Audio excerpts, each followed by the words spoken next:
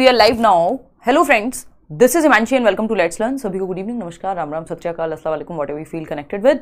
Start करेंगे आज का सेशन. समझेंगे लर्निंग एंड पेडागोजी. अपने आप में एक यूनिट है 10 मार्क्स की. वैसे भी सीटेट की अगर मैं बात करूं और सीटेट के अलावा भी अगर मैं बात करूं तो ये लर्निंग का जो चैप्टर है पूछा जाता है जनरली. पेडागोजिकल कुछ क्वेश्चंस होते हैं बट ये हमने सीटेट को ध्यान में रख करके पूरा सेशन डिज़ाइन किया है. सेक्शन 3 है ये. इससे पहले इंक्लूसिव एजुकेशन है 5 नंबर का और उससे पहले चाइल्ड डेवलपमेंट है 15 नंबर का और 10 नंबर का ये है. टोटल मिलकर के 30 मार्क्स बनते हैं. तो 10 मार्क्स में बहुत ही आसान से क्वेश्चंस आते हैं, बहुत मुश्किल क्वेश्चंस है सच नहीं आते हैं, है ना. तो स्टार्ट करते हैं. सभी को गुड इवनिंग, नमस्कार, राम राम, सत श्री अकाल, अस्सलाम वालेकुम, what you feel connected with. दोबारा तो नहीं बोल रही हूँ ये बात, आप चेक कर लेना. अच्छी बात है. वैसे लर्निंग एंड पेडागोजी, अब इसमें अगर आप देखेंगे तो इसमें कुछ 6-7 टॉपिक आपको मिलते हैं, लेकिन वो अगर उसको देखें हम ओवरऑल समराइज करके तो 3-4 ही टॉपिक हैं टोटल. जैसे how children think and learn and why they fail, learning as a social activity, इन दोनों को आप लर्निंग में ही काउंट कर सकते हो. और बच्चों के एरर्स क्यों होते हैं, ऑल्टरनेटिव कॉन्सेप्शन, ये भी लर्निंग से ही जुड़े हुए तीनों टॉपिक्स हैं. इसके अलावा 1-2 टॉपिक और हैं जैसे इमोशंस, कॉग्निशन एंड इमोशन, इसके अलावा मोटिवेशन. तो ये 4-5 छोटे छोटे से टॉपिक हैं जिनको हमें डिस्कस कर लेना है. एक नंबर में क्वेश्चन से पूछा जाता है. प्रीवियस क्वेश्चंस कैसे पूछे जा चुके हैं, पूछे जा सकते हैं, कुछ नए क्वेश्चंस. फटाफट से शुरू करेंगे कहानी. तो ये इंपॉर्टेंट रहेगा बाकी बचे हुए 10 नंबर के लिए और ये अदर पेडागोजिकल क्वेश्चंस में भी आपको हेल्प कर देगा. चलिएगा. खैर, तो ये 10 मार्क्स का सेशन रहेगा. पेडागोजी वाला जो सेक्शन है लास्ट यूनिट सीटेट में, उसको डील करने के लिए बाकी एग्जाम्स में भी आपको मदद कर देगा, बट पर्टिकुलरली ये सीटेट के लिए है. लाइक शेयर सब्सक्राइब आप कर दीजिएगा अगर आपने ना किया हो. सीटेट में अलग से लर्निंग की बहुत कोई थियरीज आती नहीं है, जैसे पैवलव, थॉर्नडाइक, ये सब नहीं पूछे जाते हैं, तो उस तरह के क्वेश्चंस लिए भी नहीं है, है ना. पैटर्न को ध्यान में रखते ही क्वेश्चंस को उठाया है. टेलीग्राम चैनल पे पीडीएफ कई सारी पेंडिंग हो गई हैं, 4 के करीब, वो भी आपको मिल जाएंगी. जिनको अभी भी एनरोल करना है सीटेट के बैच में वो कर सकते हैं आप करियरविल ऐप डाउनलोड करके या वेबसाइट से एनरोल कर सकते हैं. तो एक्स्ट्रा डिस्काउंट आपको वहाँ से मिल जाएगा. जो लोग D2SB की तैयारी कर रहे हैं वो भी बैचेस में एनरोल कर सकते हैं, पेडागोजी स्पेशल बैच में एनरोल कर सकते हैं. तो ये रही बातें. आते हैं क्वेश्चन नंबर 1 पे. कुछ 30-32 क्वेश्चन हैं जो इस यूनिट से, जो आजकल जिस तरह से पूछे जाते हैं, हालांकि ये क्वेश्चन लगभग सेम ही रहते हैं अगर आपने कॉन्सेप्ट समझ लिया. जैसे मास्टरी ओरिएंटेशन, मोटिवेशन, वही 2-4-6 टॉपिक्स हैं, उन्हीं में से क्वेश्चंस आते हैं. फटाफट से बताओ SST क्लास कब होगी यार. तबीयत थोड़ी सुधरे तो कुछ नया करें. अमृता कह रही मैम आपका बाल बढ़ गया है. अमृता पढ़ लो, है ना. वजन भी बढ़ गया है मुझे लग रहा है. मैं आजकल जो मिल रहा है खा रही हूँ हर टाइम, जूस वूस ये वो, ताकि कमजोरी दूर हो सके. कमजोरी तो दूर पता नहीं जितनी हो रही है, बट वजन जो है वो बढ़ जा रहा है. बट कोई दिक्कत नहीं, वो सब तो कर लेंगे, पहले एग्जाम तो आ जाए. विच of the following कैरेक्टराइजेज a metacognitive skill, एक मेटाकॉग्निटिव स्किल कौन सी है. परासंज्ञानात्मक कौशल को कौन सा एक ऑप्शन निरूपित करता है. फटाफट से बताइएगा. परासंज्ञानात्मक कौशल. अब एक क्वेश्चन मेटाकॉग्निशन पे आता ही है जब से पेपर ऑनलाइन हुआ. उससे पहले 2018 में पहली बार पूछा गया था मेटाकॉग्निशन, और हम उससे पहले भी डिस्कस करते थे 2018 से पहले भी मेटाकॉग्निशन. तो अमेजिंग हो जाती हैं कई बार चीज़ें कि पेपर में बाद में आना शुरू होता है, कई बार हम पहले से डिस्कस कर रहे होते हैं. सीटेट में तो ऐसा बहुत बार हो जाती हैं चीज़ें. थर्ड ऑप्शन कह रहे हैं आप लोग 85% लोग. देखते हैं. देखिए, रोट मेमोराइजेशन, मेटाकॉग्निशन एक अच्छी चीज़ है. मेटाकॉग्निटिव स्किल, कॉग्निशन क्या है, जहां आपकी thinking skills, reasoning, problem solving, वो जो कॉग्निशन एंड इमोशन वाला टॉपिक है इस यूनिट में, उसी से जुड़ा हुआ ये सवाल है ना. तो कॉग्निशन की जब हम बात करते हैं, कॉग्निशन किसको कहते हैं, संज्ञान को कहते हैं. इसको थोड़ा सा समझ लेंगे. संज्ञान को हम कॉग्निशन कहते हैं. और अगर हम संज्ञान की बात करें तो इसमें दिमाग से रिलेटेड जितनी भी चीजें हैं, जिसमें भी आपका ब्रेन यूज होता है या माइंड यूज होता है, अगर मैं कहूं तो वो सब इसमें आ जाएगा. मतलब क्या हुआ, जैसे थिंकिंग, है ना. कॉग्निशन से रिलेटेड जितनी भी चीजें जिनमें दिमाग लगे, थिंकिंग, रीजनिंग यानी चिंतन करना, तर्क करना, इमेजिन करना यानी कल्पना करना, ये सारे काम दिमाग से ही होते हैं. हाथों से थोड़ी करते हो कल्पना, है ना. तो कल्पना किसी का नाम है, वो बात अलग है. तो imagination, thinking, reasoning, problem solving, समस्या समाधान हुआ, ये सब जो है आपके दिमाग के ही काम है. आपकी लैंग्वेज जो है वो भी दिमाग के ही विकास से जुड़ी हुई है. इसी पे पियाजे ने थियरी दी है, इसी पे वाइगॉस्की ने थियरी दी है, इसी पे ब्रूनर ने थियरी दी है. ठीक है, ये सब मनोवैज्ञानिक हैं. अगर आप अभी जागे हैं तो गुड मॉर्निंग. मतलब अगर आपने नहीं पढ़ा है अभी तक तो ये सीटेट में महत्वपूर्ण है. चाहे पियाजे हो, वाइगॉस्की हो, इवन ब्रूनर भी कुछ हद तक. तो डायरेक्ट उनसे नहीं आता है बट इनडायरेक्टली पूछ लेता है. तो thinking, reasoning, imagination, problem solving, जितने भी काम दिमाग से होते हैं वो सब यहीं आएंगे. तो कॉग्निशन होता है दिमाग, संज्ञान, थिंकिंग एक तरह से, और थिंकिंग अबाउट थिंकिंग. जब कॉग्निशन के भी बियॉन्ड चले गए आप, बियॉन्ड कॉग्निशन, है ना, तो वो मेटा कॉग्निशन बन जाता है। मेटा का मतलब ही है बियॉन्ड। वो मेटा, फेसबुक का मेटा हुआ था ना अभी, तो मेटा का मतलब ही होता है मेटा प्लस कॉग्निशन, तो मेटा कॉग्निशन बना। यानी मेटा का मतलब बियॉन्ड, बियॉन्ड को बोले तो हम कह सकते हैं कि परा, यानी परे। किसके परे? संज्ञान के परे, यानी थिंकिंग, रीजनिंग, प्रॉब्लम सॉल्विंग के भी एक स्टेप आगे। ठीक, तो अगर हम देखें यहाँ पे कॉग्निशन मतलब हम यहाँ पे थिंकिंग को मान करके चल रहे हैं कि दिमाग से रिलेटेड एक फंक्शन है, और तो चिंतन के परे या संज्ञान के परे, संज्ञान के परे, तो थिंकिंग अबाउट थिंकिंग, है ना, मतलब थिंकिंग पे भी आप सोच पा रहे हैं, आपने कोई चीज कैसे की उस पर भी आप विचार कर पा रहे हैं, है ना। Thinking about thinking, awareness about awareness, कि आप अवेयर हैं इस चीज को लेके भी आप अवेयर हैं, यानी आप कुछ सोच रहे हैं इस पे भी आप सोच सकते हैं, तो ये मेटा कॉग्निशन हो गया। जैसे आप अगर स्ट्रेटेजी प्लान करते हैं किसी भी चीज की, स्पेशली अगर किसी कॉम्पिटिटिव एग्जाम की, सीटेट की, तो इस स्ट्रेटेजी की प्लानिंग में आपको कई बार थोड़ा सा मेटा कॉग्निशन यूज करना होता है कि इतना टाइम है, ये चीज मैं ऐसे करने वाला हूं या करने वाली हूं। अच्छा, इस टॉपिक में अगर मार्क्स मेरे नहीं बन रहे हैं, मुझे समझ नहीं आ रहा है, तो मैं ये वाले टॉपिक्स कर लूं। अच्छा, उस पर अगर इस तरह से क्वेश्चन बन जाएगा तो मैं कैसे कर सकती हूँ। जैसे कई बार हम क्वेश्चन कर रहे होते हैं और मैं आपको कहती हूँ कि अगर ये क्वेश्चन ऐसे पूछ लिया जाता, तो एक तरह से आई am thinking about thinking, Meta cognition हो गया वो। ठीक, तो अभी समझेंगे, खैर इस पे और थोड़ी सी चर्चा करेंगे। तो कॉग्निशन के beyond Meta cognition, thinking about thinking, thinking about thinking, चिंतन के भी परे चिंतन, चिंतन पे भी आप क्या सोच रहे हैं ये भी आप सोच रहे हैं, है ना, क्या आप ऐसा क्यों सोच रहे हैं, क्या सोच रहे हैं, रिफ्लेक्ट कर रहे हैं। कोई आप स्ट्रेटजी अगर आपने बनाई, मान लीजिए कि यार ये वाला सब्जेक्ट ऐसे डील कर सकता हूं या कर सकती हूं, आपने कोई एक्सपीरियंस किया, पिछली बार एग्जाम दिया, चीजें ठीक नहीं हुई, आप देख रहे हैं कि क्या गलती रह गई, फिर उस हिसाब से प्लान कर रहे हैं, रिव्यू कर रहे हैं, एग्जीक्यूट करेंगे फिर, है ना। तो ये सारी चीजें मेटा कॉग्निशन में आती हैं, जो भी थोड़ी सी हायर लेवल संज्ञानात्मक कौशल हैं आपके। ठीक है जी बात, चलिए खैर, तो अभी समझते हैं कहानी। तो ये रटना तो नहीं है, इसमें तो बच्चा एक्टिव रहता है और मेटाकॉग्निटिव स्किल्स को प्रमोट किया जाना चाहिए बच्चों में। एक पॉजिटिव वर्ड है metacognition. Imitating the behaviour of others, दूसरों के व्यवहार की नकल करना, इसमें भी कोई दिमाग का इस्तेमाल नहीं हो रहा, और मेटाकॉग्निशन में दिमाग का इस्तेमाल हायर लेवल पे होगा, है ना। रटना भी नहीं, इमिटेट भी नहीं, नकल भी नहीं। Thinking about one's own thinking process, व्यक्ति कैसे सोच रहा है इस बारे में उसका सोचना, अपनी ही सोच की विधियों के विषय में सोचना। जैसे आपको पैटर्न समझ में आ जाता है कुछ टाइम में कि आपको कौन सी चीज परेशान करती है, या आप कुछ कहेंगे फिर सामने, जैसे फॉर एग्जांपल आपके दोस्त होंगे, आपकी मम्मी होंगी, है ना, तो उनको या आसपास के कोई लोग होंगे, तो आपको पैटर्न समझ में आ जाते हैं अपने भी कि यार इसने अब ये बोल दिया, अगर ये बोल दिया तो फिर इस बात पे मैं भड़क उठूंगी, भड़क उठी तो ये होगा वो होगा, है ना। या फिर आपको पता होता है कई बार कि मान लो किसी से कोई काम भी निकलवाने, तो उसमें भी आप दिमाग के बहुत सारे घोड़े दौड़ा लेते हो, तो वो दिमाग के जो घोड़े दौड़ते हैं वो मेटाकॉग्निशन में दौड़ते हैं। Describing the procedure of preparing a particular dish, देखो प्रोसीजर तो स्टेप बाय स्टेप प्रोसेस है, उसमें तो रिकॉल पावर लगती है, इसमें कौन सा आपकी बहुत बड़ी थिंकिंग लग गई, है ना। कोई कह रहा है ये क्वेश्चन कल बिहार स्टेट में पूछा गया था। अच्छा नेहा, मैंने एग्जाम देखा नहीं है, मैं आजकल बहुत सारे एग्जाम्स के टच में नहीं हूँ, थोड़ा सा अलग चल रही हूँ, तो बट सीटेट पे अभी हम फोकस करके चल रहे हैं थोड़ा थोड़ा, जब भी मौका मिल रहा है मुझे, तो वो मैंने नहीं देखा है। बहुत पहले मैंने बिहार स्टेट पे कुछ वीडियोस बनाई थी, देखिएगा एक बार। तो अभी तबीयत सही हो जाएगी, सब चीज़ें दिमाग में सेटल हो जाएंगी, तब करेंगे, देखना एक बार, नहीं तो इंटरनेट का सहारा, देखिएगा एक बार। अब मेटाकॉग्निशन की साइकिल है, यानी परासंज्ञान की साइकिल है, परासंज्ञान चक्र कह सकते हो आप इसको। तो ये मेटाकॉग्निशन की जो साइकिल है ये कैसे वर्क करती है, स्टेप पे भी पूछ सकता है।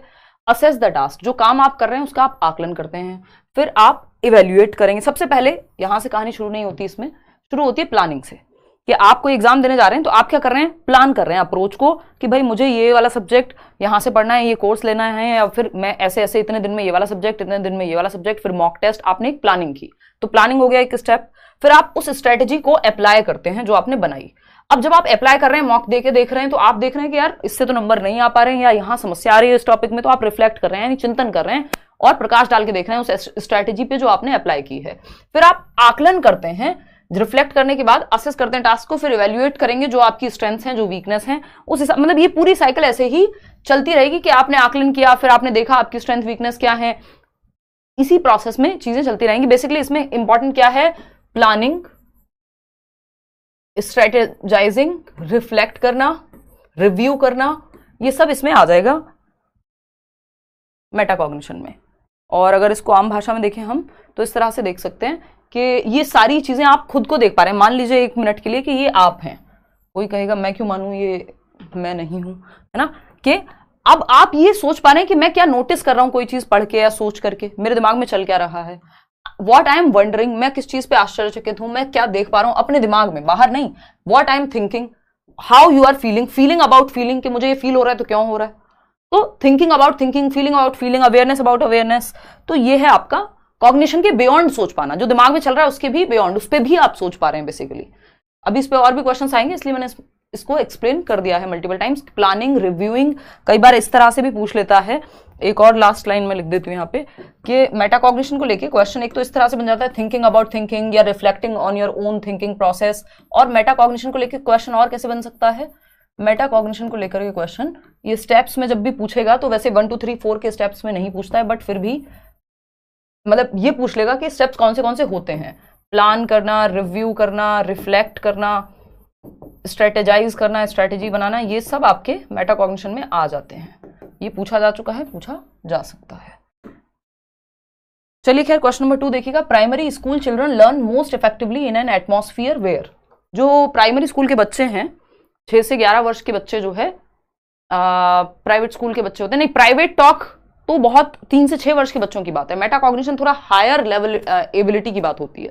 ठीक 7 बजे ही होगी क्लास सोनम कल से, बट मुझे एक क्लास लेने के बाद थोड़ी वीकनेस फील हो रही थी तो मैं इसलिए नहीं ले पाई आज 7 बजे। तो ये था कि मुझे कि छुट्टी करने से बेटर है कि हम 9 बजे ही मिल लें। वैसे भी आजकल कोई मैं बहुत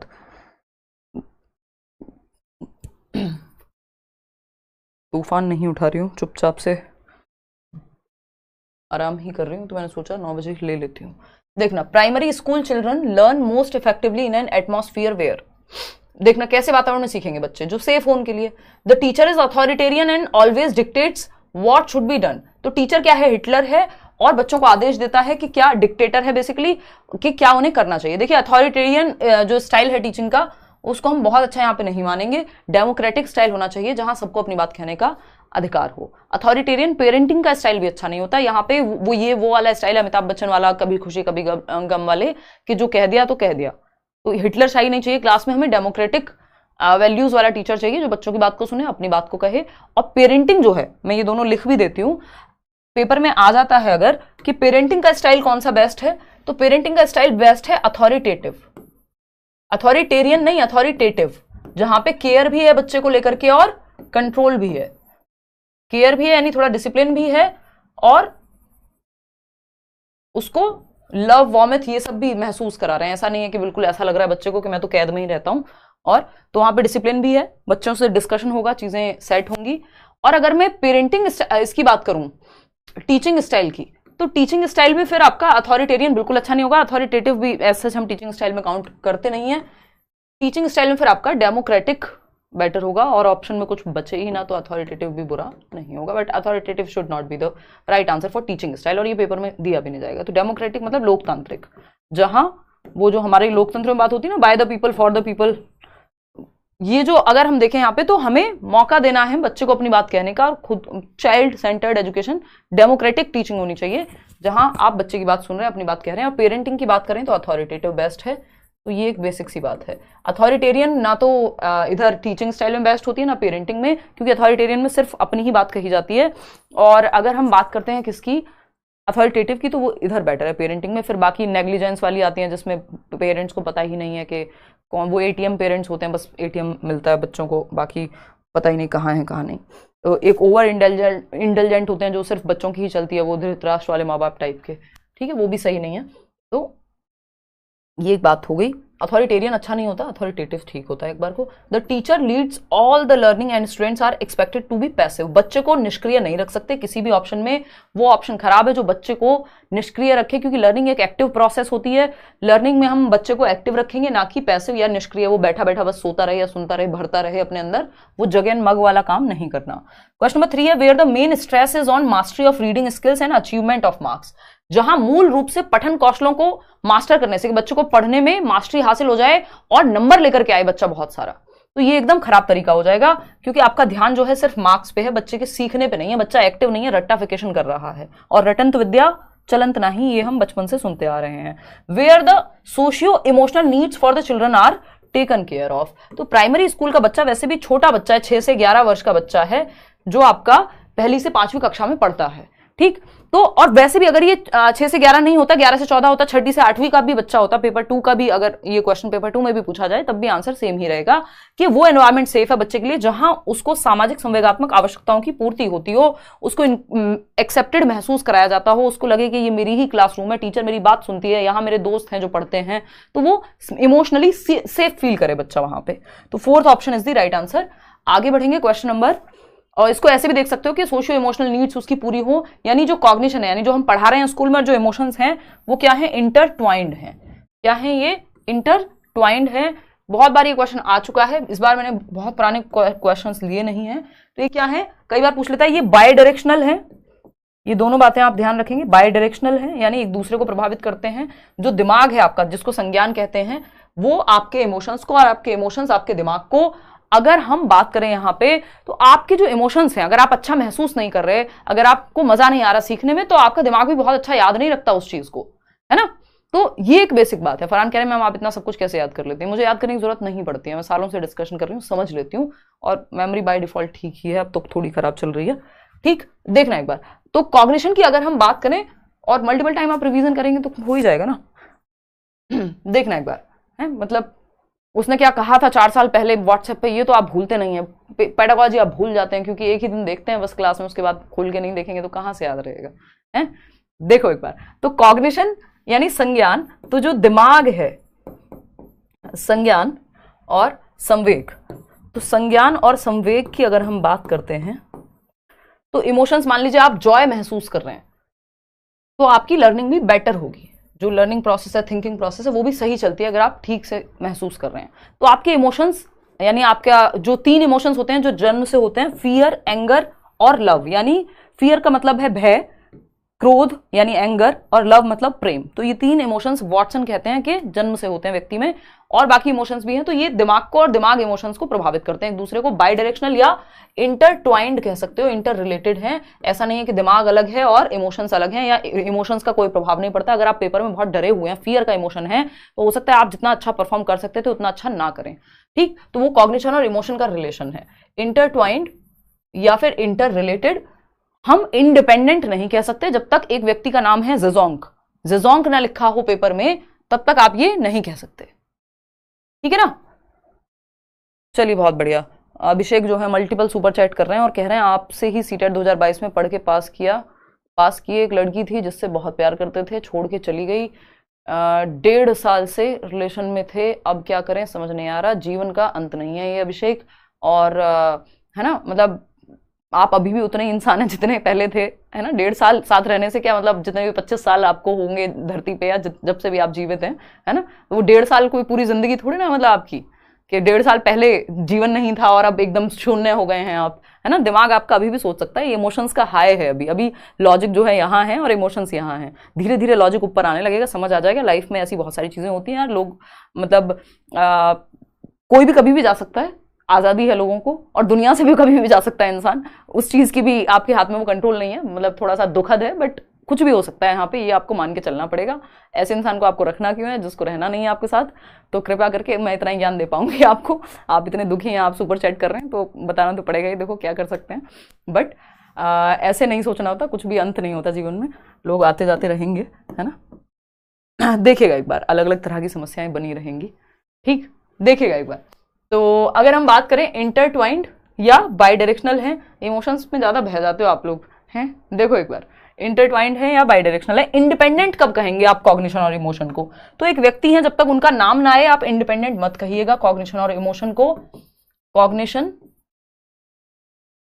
मतलब संडे वार्ता नहीं हुई है तो आप लोग अब ऐसे करेंगे संडे वार्ता, संडे को करेंगे, डोंट वरी, इस संडे होपफुली।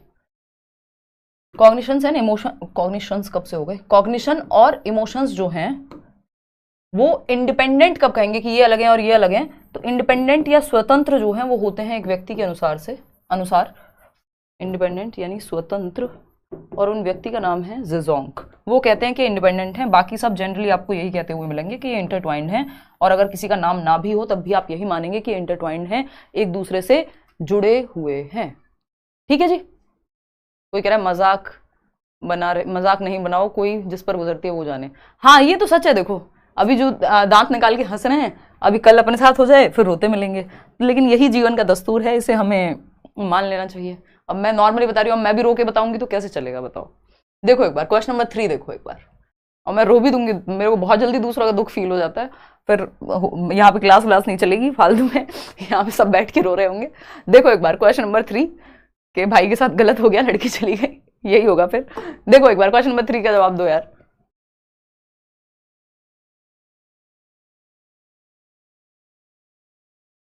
देखिए क्वेश्चन नंबर 3 कहता है dash is an example of effective classroom practice. निम्नलिखित में से कौन सी शैली एक प्रभावशाली विद्यालय में प्रयोग में लाई जानी चाहिए? फटाफट से बताओ। है यार, आप लोग रिलेशनशिप में आते हो तब तो मेरे से पूछ के आते नहीं हो, फिर जब चले जाते हैं लोग तब यहाँ पे परेशान होते हो। ये तो रिस्क हमेशा रहेगा देखो प्यार मोहब्बत में, कि लोग जा सकते हैं कभी भी, है ना, even after what ever you से कि भाई शादी हो गई थी, ये हो गया था, कुछ भी हो सकता है। बहुत सारे एग्जाम्पल्स हैं दुनिया में, होना नहीं चाहिए, अनफॉर्चुनेट है बट होता है। निम्नलिखित में से कौन सी शैली एक प्रभावशाली विद्यालय में प्रयोग में लाई जानी चाहिए? जल्दी बताओ। अब कोई इधर उधर की बातें नहीं करेगा। ये डी फॉर देवसेना कह रहा है कोई, चलो देखते हैं। 93% लोग डी कह रहे हैं। यानी dash is an example of effective classroom practice, यानी पढ़ाने का पेडागोजी का तरीका जो है इफेक्टिव है, प्रभावी है, बेहतर है। कौन से एक एग्जाम्पल में? रिवॉर्ड और पनिशमेंट को यूज करने की बात ना पियाजे कहेंगे, ना वाइगॉस्की और ना सीटेट का एग्जाम कहेगा कि आप रिवॉर्ड और पनिशमेंट दे दे करके बच्चों को बस लालच में या फिर दंड के डर से पढ़ाओ। कॉम्पिटिटिव क्लासरूम नहीं चाहिए हमको, प्रतिस्पर्धा नहीं, हमें चाहिए कोलैबोरेशन चाहिए, कोऑपरेशन चाहिए, ना कि कॉम्पिटिटिव गला काट प्रतिस्पर्धा हमें नहीं चाहिए। हमें क्या कहते हैं उसको, कट थ्रोट कंपटीशन नहीं चाहिए। हम चाहते हैं कि हर बच्चे के अपने अंदर जो भी क्षमताएं छिपी हुई हो, पोटेंशियल हो, उसको निकाल करके बाहर ला पाएं और एक दूसरे की मदद करके बच्चे सीखें। कंपैरेटिव इवैल्यूएशन, यानी ए बच्चे का बी बच्चे के साथ कंपेयर करो, शर्मा जी के बच्चे के साथ वर्मा जी के बच्चे का कंपैरिजन करो, ये एकदम खराब तरीका है। कोलैबोरेटिव लर्निंग जो है कायदे में सही तरीका है, बट हमारा समाज और हमारा जो सिस्टम है पूरा, वो पता नहीं कब हम सच में यहां तक पहुंचेंगे। क्योंकि अभी भी अगर हम देखें तो आप लोग तो कॉम्पिटिटिव एग्जाम की तैयारी कर रहे हैं, आपको पता ही है कि कॉम्पिटिशन के हिसाब से आप तो मेरिट भी आपकी उसी हिसाब से तय होनी है 70 चीजें, बट आपका ध्यान अगेन खुद पे होना चाहिए और एक दूसरे के साथ मिल करके सीख लेना चाहिए। तो कोलैबोरेटिव लर्निंग है जब लोग साथ में मिल करके ग्रुप में सीख रहे हैं, एक दूसरे को मदद करके सीख रहे हैं। ठीक, तो कोलैबोरेटिव हो, कोऑपरेटिव हो, सोशल या ग्रुप में सीखना हो, ये अच्छा ही माना जाएगा पूरे सीटेट के एग्जाम में। देखो दंड से डरा करके सिखाओगे तो फिर वो सीखने के लिए नहीं सीख रहा बच्चा, सिर्फ दंड के लिए सीख रहा है। जैसे ही दंड मिलना बंद हो जाएगा वो सीखना बंद कर देगा, अगर वो सीख भी रहा है दंड से तो। हालांकि हम उसको सही तरीका नहीं मानते, बच्चे का सेल्फ एस्टीम हर्ट होता है, उससे खुद के प्रति विश्वास खत्म होता है। चलिए आते हैं क्वेश्चन नंबर 4 पर। विच of the following is an example of intrinsic motivation, यानी निम्नलिखित में से कौन सा एक उदाहरण है आंतरिक अभिप्रेरणा का? आंतरिक अभिप्रेरणा का उदाहरण देखो, दो प्रकार की मोटिवेशन है, एक इंटरनल है, दूसरी एक्सटर्नल है। इंटरनल को इंट्रिंसिक भी कह देते हैं, इसको पॉजिटिव मोटिवेशन माना जाता है कि इसी को हमें बढ़ावा देना चाहिए। ठीक है ना? देखो फटाफट से बताओ कि आंतरिक अभिप्रेरणा या स्वतः यानी खुद से सेल्फ मोटिवेशन एक तरह की, कौन सा एक एग्जाम्पल है इंट्रिंसिक मोटिवेशन का? पहला ऑप्शन है a student is doing an experiment to get good marks. देखो इंटरनल मोटिवेशन वो नहीं हो सकती जिसका रीजन बाहर हो, तो मार्क्स क्या है, गुड ग्रेड्स क्या है, रीजन बाहर है, तो ये बाहरी अभिप्रेरणा हो गई, एक्सटर्नल। इंट्रिंसिक नहीं है, ये इंटरनल नहीं है। जिसका रीजन बाहर है, जिसका कारण बाहर हो, वो एक्सटर्नल मोटिवेशन है, इंटरनल नहीं है। इंटरनल मोटिवेशन में locus of control, centre of motivation अंदर होता है। A student is doing experiment because he is curious about the result of experiment. Curious किसको लेकर के है? रिजल्ट को लेकर के। रिजल्ट कहाँ है? बाहर आएगा, तो ये एक्सटर्नल मोटिवेशन हो गई, अंदर नहीं है इसका रीजन बच्चे का। A student is doing experiment because he does not like the theory. वो एक्सपेरिमेंट कर रहा है बच्चा, क्यों? क्योंकि थियोरी नहीं पसंद करता है। फिर आता है A student is doing experiment because he wants to impress his teacher. Teacher को इंप्रेस करना एक्सटर्नल मोटिवेशन है, टीचर को इंप्रेस करना एक्सटर्नल मोटिवेशन है। आप लोग कह रहे हैं सेकंड। चलिए देख लेते हैं, हो सकता है हमने गलत पढ़ लिया हो। आंतरिक या स्वतः स्फूर्त प्रेरणा का उदाहरण कौन सा है? अच्छे ग्रेड लाना तो होगा नहीं, एक विद्यार्थी इसलिए प्रयोग कर रही है क्योंकि उसे प्रयोग का परिणाम जानने की उत्सुकता है। हाँ ठीक है, मतलब ये रिजल्ट हमने नॉर्मल सेंस में ले लिया था। A student is doing experiment because he is curious about the result of experiment. Curiosity यहाँ पे रीजन बन रहा है अगर हम देखें तो। A student is doing experiment because he does not like theory class. अब किसी चीज से बचने के लिए कोई काम कर रहा है तो वो फिर वहां इंटरनल तो नहीं है, रीजन फिर एक्सटर्नल ही है क्योंकि थियोरी क्लास है, ठीक है ना, तो ये एक्सटर्नल हो गया। एक्सपेरिमेंट कर रहा है क्योंकि इंप्रेस करना है किसी को, एक्सटर्नल हो गया। तो सबसे ज्यादा क्लोज जो इंटरनल रीजन है वो सेकंड ऑप्शन में ही है, जो पहली बार में पढ़ करके नहीं समझ में आ पाया था। A student is doing experiment because, क्या कह रहे हो, हमें तो आ गया था, आप ही को नहीं आया होगा। A student is doing experiment because he is curious about the result of experiment. Result of experiment में ये नहीं है उसका मतलब, यहां पे मैंने जो गलत इंटरप्रेट कर लिया था। रिजल्ट का मतलब क्या है, रिजल्ट पॉजिटिव भी आ सकता है एक्सपेरिमेंट का और नेगेटिव भी आ सकता है। तो वो इंटरेस्टेड है एक्सपेरिमेंट करने में, रिजल्ट क्या आएगा वो उसके हाथ में तो है नहीं, तो उस सेंस में यही पॉजिटिव है या इंटरनल मोटिवेशन है इसमें, क्योंकि रीजन आंतरिक है, क्यूरियोसिटी है उसकी उस काम को करने में, जिज्ञासा है, मन लग रहा है, मजे आ रहे हैं सीखने में, इसलिए सीख रहा है। तो मोटिवेशन के दो प्रकार होते हैं, 1 मिनट में देख लेंगे, आता ही है एक क्वेश्चन हमेशा, क्या हो गया भाई इसको, ठीक है। तो मोटिवेशन के होते हैं 2 प्रकार, यानी अभिप्रेरणा। अभिप्रेरणा क्या है, किसी काम को करने, उसको बनाए रखने और अंत तक गोल को अचीव करने की पूरी प्रोसेस है अभिप्रेरणा, ठीक है ना। इसकी मोटिवेशन की साइकिल को भी अभी समझेंगे। एक होती है इंटरनल मोटिवेशन यानी आंतरिक अभिप्रेरणा, दूसरी है एक्सटर्नल मोटिवेशन यानी बाहरी अभिप्रेरणा जिसका रीजन बाहर हो, ठीक। अब एक्सटर्नल को इंटरनल को इंट्रिंसिक भी कह सकते हैं, और इसका जो लोकस ऑफ कंट्रोल है यानी सेंटर ऑफ मोटिवेशन, कंट्रोल कहां से होता है, जो मोटिवेशन हम कहते हैं ना, वो फैन का जो कंट्रोल है, वो फैन का रेगुलेटर जिसको हम कहते हैं, तो ये रेगुलेटर है मोटिवेशन का, सेंटर कहां है, तो मोटिवेशन का सेंटर अंदर है, क्योंकि आंतरिक अभिप्रेरणा है। अगर मुझे कोई काम करने में मजा आता है तो मैं कहां से मोटिवेटेड होंगी, क्योंकि मुझे वो काम करने में मजा आ रहा है, मुझे पढ़ाने में मजा आ रहा है, मैं नहीं पढ़ाऊंगी तब भी जीवन चल ही रहा है, अच्छा ही चलेगा। तो ये क्या हुआ, ये लोकस ऑफ कंट्रोल, मतलब जो सेंटर ऑफ मोटिवेशन है वो अंदर है किसी काम को करने का। एक्सटर्नल कब होगा, अगर हम एक्सटर्नल की बात करें, यानी रेगुलेटर जो है वो अंदर है, रीजन जो है वो अंदर है। बच्चे को क्यूरियोसिटी, जॉय, ये सब अगर फील हो रहा है कि उसको अच्छा लग रहा है कोई काम करने में, उसको मजा आ रहा है, आप कोई नॉवल पढ़ रहे हैं, कोई आपको पैसे नहीं दे रहा, कोई आपको अवार्ड नहीं दे रहा, कोई नंबर नहीं मिल रहा है आपको, फिर भी आप वो काम कर रहे हैं, तो इंट्रिंसिक है। हो सकता है नंबर मिल रहे हो लेकिन आप पढ़ इसलिए रहे हो क्योंकि आपको पढ़ने में मजा आता है, नंबर आएंगे वो सेकेंडरी है, तो वो भी इंट्रिंसिक हो जाएगा। एक्सटर्नल की अगर हम बात करते हैं तो ये एक्सट्रिंसिक मोटिवेशन में आएगा, और इसका जो लोकस ऑफ कंट्रोल है, लोकस ऑफ कंट्रोल यानी सेंटर ऑफ मोटिवेशन यानी रेगुलेटर, अगर मैं आम भाषा में कहूं, वो जो फैन का रेगुलेटर है वो यहाँ पे एक्सटर्नल है, क्योंकि मोटिवेशन ही एक्सटर्नल है और यहाँ पे लोकस ऑफ कंट्रोल इंटरनल है। ये पूछ लिया जाता है, इसलिए मैं आपको थोड़ा सा आगे की चीज बता के चल रही हूँ, है ना। तो ये सिंपल बात हो गई। आंतरिक अभिप्रेरणा को बढ़ावा देना एज अ टीचर, इसको पॉजिटिव माना जाता है कि आप बच्चों में आंतरिक अभिप्रेरणा भरें, learning for the sake of learning, बच्चों को सीखने में मजा आए इसलिए वो सीख रहे हैं, रीजन अंदर हो। एक्सटर्नल वाला 4 दिन तो कर लेगा बच्चा, जब तक उसको साइकिल नहीं मिल रही, जब तक उसको नौकरी नहीं मिल रही, लेकिन जब वो मिल जाएगी और उसको मजा नहीं आ रहा होगा उस काम में, तो वो 4 दिन बाद बोर हो जाएगा उस चीज से। ये लंबी रेस के घोड़े वाली बात नहीं है एक्सटर्नल मोटिवेशन। इंट्रिंसिक मोटिवेशन बेहतर है कि एक टीचर इंट्रिंसिक मोटिवेशन पैदा करे बच्चों में, कि वो ये देख पाए कि उनका सच में इंटरेस्ट किस तरफ है। तो question number 2, option number 2 is the right answer. अब मोटिवेशन की साइकिल भी पूछ लेती है। देखिए मेरी पूरी कोशिश है कि इस एक क्लास से आपका वो जो 10 नंबर की पूरी यूनिट है वो सारी कवर हो जाए, तो इसलिए मैं वो एक्स्ट्रा बातें भी बता के चलूंगी आपको जो यहाँ डायरेक्ट क्वेश्चन में नहीं पूछी गई हैं, क्योंकि आप एक ये सेशन देख लें, आपके क्वेश्चन की प्रैक्टिस हो जाए, और जो टॉपिक्स डायरेक्टली और इनडायरेक्टली, क्योंकि 30 और 33 क्वेश्चन में ऐसा तो नहीं हो सकता कि सारे आज तक के क्वेश्चन कवर हो जाए, बट टॉपिक सारे कवर हो जाएंगे। समझ रहे हो ना बात को। अगर आप ये एक अकेला सेशन ठीक से देख लेते हैं तो ये 10 नंबर की जो पेडागॉजी है वो आपकी कवर्ड समझिए, बशर्ते आपने समझा है बैठ करके, आप बस क्वेश्चन का आंसर करने की जल्दी में नहीं है। साइकिल ऑफ मोटिवेशन यानी अभिप्रेरणा का चक्र।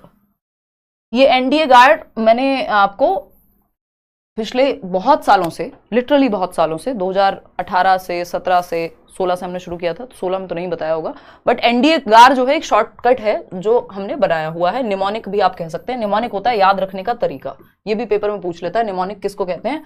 तो निमोनिक है याद रखने का तरीका, एक टेक्निक है याद रखने की, कि हमने फर्स्ट लेटर उठा लिया सबका, तो N for need, D for drive, A for arousal, फिर गार क्या है, एनडीए लोगों को याद रहता है ना, नेशनल डिफेंस एकेडमी के उससे, तो एनडीए गार है ये। तो 6 स्टेप्स हो गए टोटल मोटिवेशन साइकिल में, NDAGAR, तो टोटल स्टेप्स हो गए 6। N फॉर नीड, यानी व्यक्ति में पहली जो सीढ़ी है, पहला जो स्टेप है मोटिवेशन का, वो है कि आपके अंदर नीड होनी चाहिए। अगर आपको नौकरी की नीड नहीं है, आप नहीं करेंगे इस एग्जाम की तैयारी। अगर आपको पेपर देना भी नहीं है फिर भी आप पढ़ रहे हैं, तो आपके अंदर कोई तो नीड होगी कि आपका मन है सीटेट का सिलेबस पढ़ने का, या आपको टीचर बन जाना है सीटेट का, कल को अपने आसपास ऑफलाइन में पढ़ाएंगे। ऐसे बहुत सारे लर्नर्स हैं जो बैच लेते हैं क्योंकि उन्हें अपने आसपास पढ़ाना है। और अभी मैं कुछ टाइम पहले एक व्यक्ति से मिली थी, तो उन्होंने बताया भी कि वो दिल्ली के किसी एक पार्ट में कोचिंग चलाते हैं सीटेट की, जहाँ कुछ बच्चों को ऑफलाइन वो पढ़ाते हैं और उनका जीवन ठीक से चल रहा है, और उन्होंने ऑनलाइन लेट्स लर्न से पढ़ाई की थी। तो इस तरह वो नीड अलग होगी। तो कोई हो सकता है इसलिए देख रहा हो कि भाई उसको कल को पेडागोजी पढ़ानी है, बहुत सारे लर्नर्स इसलिए देख रहे हैं क्योंकि उनको एग्जाम देना है। तो नीड तो होगी, तो आवश्यकता चाहिए हमें। मोटिवेटेड अगर आप हैं कि 9 बजे आप यहाँ बैठ कर क्लास देख रहे हैं या पढ़ रहे हैं या कोई भी काम आप कर रहे हैं, तो पहले नीड चाहिए हमको। तो हम कहते हैं मोटिवेशन कहाँ से आएगा, तो मोटिवेशन बिना नीड के नहीं आएगा, कोई ना कोई नीड आपके पास होनी चाहिए, है ना। तो मैं कई बार कहती भी हूँ कि और हम जब भारतवर्ष में बात करते हैं कि मोटिवेशन की कमी हो रही है हमें, तो हमारे पास हमारी नीड्स इतनी ज्यादा हैं। अगर देखा जाए कि आप एक बार शहर में निकल जाइए, आपको रोड पे सोते हुए लोग मिल जाएंगे, आपको अपने घर की स्थितियों का पता होगा ठीक से, तो आपको मोटिवेशन आ जाएगी क्योंकि आपकी नीड है काफी। तो नीड और मोटिवेशन को एक्सचेंज में यूज कर लेते हैं एक दूसरे की जगह पे, तो नीड बराबर मोटिवेशन, कई लोग ऐसा मानते हैं। तो नीड की अगर हम बात करें तो आवश्यकता पहला स्टेप है कि आपको आवश्यकता होनी चाहिए, तब आप मोटिवेटेड होंगे उस काम को करने के लिए। ड्राइव की अगर मैं बात करूं, अब ड्राइव आएगी कि भाई नीड तो है लेकिन ड्राइव भी चाहिए, फिर सिर्फ नीड से नहीं चलेगा, कि आप में वो एनर्जी, वो चाहत है कि नहीं, वो चाहत से थोड़ी सी ज्यादा है कि नहीं, है ना। तो वो एनर्जी या प्रणोद जो थोड़ा सा आपको पुश करे कि भाई एक्शन लेना है। अब ये ड्राइव जो है कि हाँ मेरे को कुछ करना है, हो सकता है नीड हो और आप कहें अरे ठीक है यार ऐसे ही सही है, मेरे को नहीं करना कुछ, तो ड्राइव नहीं है इसका मतलब। तो ड्राइव आई, फिर ड्राइव के बाद आता है अराउजल। जब ये ड्राइव आग में बदल जाती है, अराउजल मतलब अब आप उत्तेजित हैं, अब आप रुक नहीं पा रहे हैं, आपने सोचा नीड है कि यार मेरे को ना एक नौकरी करनी। मान लीजिए कोई हाउसवाइफ है, 5 साल से उन्होंने पढ़ाई नहीं की, शादी के बाद से 7 साल से पढ़ाई नहीं की, ऐसे हमारी बहुत सारे लर्नर्स हैं और आज नौकरी भी ले चुके हैं कई जो फीमेल्स हैं।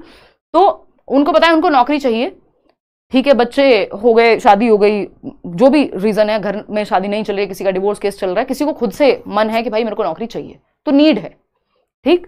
अब ड्राइव होगी, थोड़े दिन तक वो चीज चलती रहेगी, मन में तो था पहले से, एक टाइम पे इस लेवल पे आ जाएगी वो कि अराउजल है। अराउजल मतलब अब आप रुक नहीं पा रहे हैं, अब आपको एक्शन लेना ही है।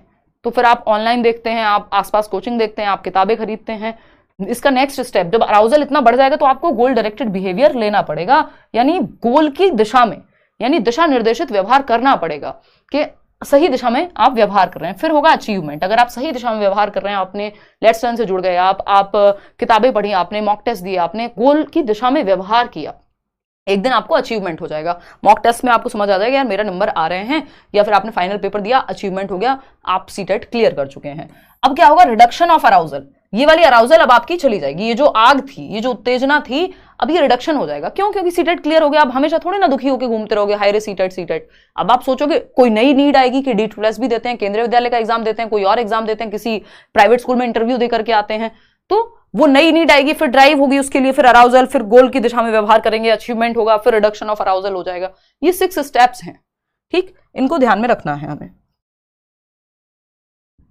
एज पर NCERT और भी कुछ साइकिल्स आती है मोटिवेशन की, बट वो जनरली पेपर में आपसे नहीं पूछी जाएंगी क्योंकि वो NCERT यही फॉलो करती है, ये 6 स्टेप वाली साइकिल, नहीं तो एक 3-4 स्टेप की साइकिल भी आती है, मतलब चलाने वाली साइकिल नहीं, समझ पा रहे हो ना आप। क्वेश्चन नंबर 5 देखना, which of the following scenario exemplifies constructivist pedagogy. कैसी पेडागोजी? पेडागोजी का मतलब है साइंस ऑफ टीचिंग या आर्ट ऑफ टीचिंग, क्या आप पढ़ाएंगे, क्या आपके टीचिंग मेथड्स क्या होंगे, ये पेडागोजी है आसान भाषा में। तो संरचनावादी शिक्षाविदों के अनुसार, जैसे प्याजे हैं, वाइगोस्की हैं, ये सब रचनावादी हैं, कंस्ट्रक्टिविस्ट हैं, यानी नॉलेज के कंस्ट्रक्शन पे। और आपका जो NCF है, जो आज की शिक्षा नीति है, वो भी यही कहती है कि बच्चे को आप एक्टिव रखो, बच्चे को नॉलेज कंस्ट्रक्ट करने का मौका मिलना चाहिए। ये बात ठीक है, कोई दिक्कत नहीं है इस बात को समझने में। तो अगर मैं कहूं तो किस बात पे ध्यान देगी? जहां बच्चा एक्टिव होगा, कंस्ट्रक्शन करेगा नॉलेज की। भाई प्याजे कहते हैं बच्चा क्या है, लिटिल साइंटिस्ट है, नन्हा वैज्ञानिक है, ज्ञान की रचना कर सकता है, ठीक। तो students listen to the teachers and take notes on the content covered, यानी बच्चे जो हैं नोट्स ले रहे हैं, टीचर को सुन रहे हैं और नोट्स नोट कर रहे हैं कोई चीज, तो ये पैसिव हैं बच्चे, बच्चे एक्टिव नहीं है। यहाँ पे कंस्ट्रक्शन नहीं हो रही, रट्टाफिकेशन हो रहा है, और ये गलत है। Students repeat loud long passage to memorise them, रटना, मेमोराइज, ये भी रट्टाफिकेशन हो गया, याद कर रहे हैं। बच्चे को हमें एक्टिव रखना है किसी एक्टिविटी में। Students learn the material in their textbooks and take test covering the content at the end of the year. हम सब ने ऐसे ही सीखा है ज्यादातर लोगों ने, बट ये बिल्कुल भी सही तरीका नहीं है कि बच्चे जो है उनको मटेरियल मिल गया, टेक्स्ट बुक्स मिल गई और बुक को रट लिया, टीचर ने जो पढ़ाया बार बार लिख लिया, याद कर लिया, एंड में पेपर दे दिया साल के, ये लर्निंग है। नहीं, अभी मैं उनका नाम भूल रही हूँ, शायद कोई तो इंस्टाग्राम पे टीचर हैं और दिल्ली के किसी गवर्नमेंट स्कूल में टीचर हैं वो, तो अभी मेरे सामने कुछ दिन पहले रील आई और वो बहुत ही शायद इंग्लिश वाले सर और समथिंग ऐसा ही है, हाँ मैंने फॉलो भी किया था, मेरे को याद आ गया। तो अगर हम देखें यहाँ पे तो उन्होंने, मैंने जो रील्स देखी बहुत सारी, तो उन्होंने ऐसी बहुत सारी रील्स डाली हुई हैं जिसमें वो बच्चों को एक्सपेरिमेंट, कोई नॉर्मल चीज भी वो बहुत ही एक्सपेरिमेंटेटिव वे में सिखा रहे हैं, जिसको हम कहते हैं कि रियल लाइफ से जोड़ करके सिखा रहे हैं, जो एनसीएफ कहता है। तो ऐसे आपको टीचर्स मिल जाएंगे, बट अभी भी अगेन बहुत कम, हैंडफुल, मतलब मुट्ठी भरी हैं ऐसे लोग, बट हैं टीचर्स जो थोड़ा सा एक्स्ट्रा माइल जाकर के सिखाते हैं। तो ये वाला तरीका नहीं है, इसको कंस्ट्रक्टिविज्म नहीं कहेंगे कि आप रट्टा लगवा दे रहे हैं, जब टेक्स्ट बुक के अलावा भी 70 तरीके हैं सिखाने के, जब आप वो इस्तेमाल कर रहे हैं इसका मतलब आप रचनावाद को फॉलो कर रहे हैं, बच्चों को आप एक्टिव रख रहे हैं। तो our teacher presents his students with a contemporary issue on which they discuss and debate, यानी एक टीचर है जो प्रेजेंट करते हैं अपने बच्चों के सामने एक कंटेम्परेरी इशू जो उस समय चल रहा है, समकालीन समय में, on which they discuss and debate. मान लीजिए आज के समय एक मुद्दा चल रहा है कोई, और आपको कहा जाए कि अच्छा आपको क्या लगता है, ये मान लीजिए कुछ वीडियोस आपके सामने आ रही हैं, है ना, कि दहेज लेना बुरी बात है, सही बात है, ये किया उसने, कोई न्यूज में कोई मुद्दा चल रहा है, तो जिस क्लास का बच्चा है उस क्लास के हिसाब से आपको टॉपिक लेना पड़ेगा। ऐसा नहीं है कि आप चौथी क्लास के बच्चे के लिए ऐसा टॉपिक ले दो जिसपे उसे पता ही ना हो, तो उस पर फिर आप चर्चा कराइए जो भी उस समय के टॉपिक्स चल रहे हैं। तो बच्चा सबसे ज्यादा एक्टिव किस ऑप्शन में है, सबसे ज्यादा एक्टिव जो है अब्दुल्ला वो है 4th ऑप्शन में। तो जहां बच्चा सबसे ज्यादा एक्टिव है, यही हमारा एकदम ट्रिक होता है पेडागोजी में कि वही आंसर सही है। तो हमें सक्रिय चाहिए, बच्चा एक्टिव चाहिए जो 4th ऑप्शन में है, बाकी सब में वो रट्टाफिकेशन या फिर पैसिव है, उतना एक्टिव नहीं है जितना 4th ऑप्शन में है। क्वेश्चन नंबर 6 देखिएगा, which of the following attitude is best suited to positive group dynamics within the classroom, यानी कक्षा में सकारात्मक समूह की सक्रियता के लिए निम्न में से कौन सा रवैया रुख सर्वाधिक उपयुक्त है। बताइए एक बार, कौन सा तरीका जो है क्लासरूम की अगर हम बात करें, एटीट्यूड कौन सा बेस्ट है सिखाने के लिए, group dynamics within the classroom के बच्चे ग्रुप में सीखें उसके लिए। Laying down strict external rules, देखिए हमें पनिशमेंट, एक्सटर्नल स्ट्रिक्ट रूल्स ये सब फालतू बातें हैं, हमें बहुत ज्यादा बच्चे की भलाई की बात करती नहीं है ये। Dividing the class into permanent ability based groups नहीं होने चाहिए कि आपने बना दिया अच्छा ये टॉपर्स का ग्रुप है, ये इसका ग्रुप है, वो परमानेंट नहीं, कभी जरूरत पड़े तो मिक्स्ड एबिलिटी ग्रुपिंग करनी है, ऐसे नहीं।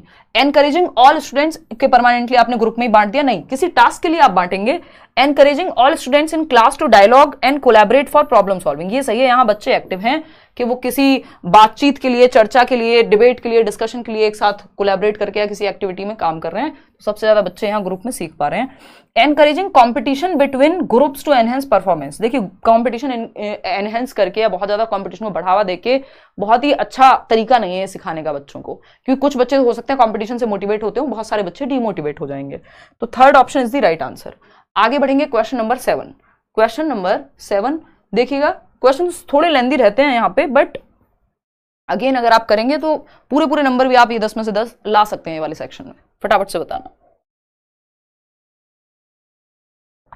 कोई कह रहा है थोड़ा फास्ट, शुरू के 10 क्वेश्चन तो कर लो ताकि मेन टॉपिक सारे निकल जाएं, फिर मैं थोड़ा सा फास्ट कर दूंगी स्पीड, अभी समझ तो लो कम से कम। हैप्पी बर्थडे मैम, अभी कहां से मेरा बर्थडे आ गया। हाँ, सिर्फ सीडीपी का कोर्स ले सकते हो यार, सीटेट के लिए सिर्फ सीडीपी नहीं ले पाओगे, फिर वो बड़ा कोर्स मिलेगा सीडीपी वाला, सीटेट में फिर आपको सारा ही लेना पड़ेगा।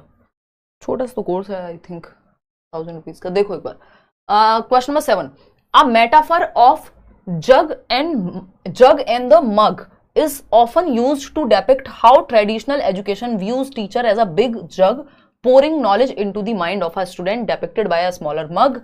This kind of understanding is problematic because, यानी एक क्या कहेंगे, रूपक की एक अलंकार मान लीजिए आप, एक तरह से एक मेटाफर है जो यूज किया जाता है किसके लिए, जग एंड मग के लिए, कि टीचर जो है परंपरागत शिक्षा प्रणाली जो है, इसको पहले ऐसे समझना आप कि परंपरागत शिक्षा प्रणाली, परंपरागत एक होती है आपकी ट्रेडिशनल टीचिंग मेथड या traditional ways of teaching, traditional teaching पारंपरिक, पारंपरिक का मतलब है जो चला आ रहा हो, है ना, स्टीरियोटाइप भी हो जाता है इसमें कई बार। ट्रेडिशनल मेथड्स कह लीजिए टीचिंग के, या ट्रेडिशनल टीचिंग लिख देते हैं।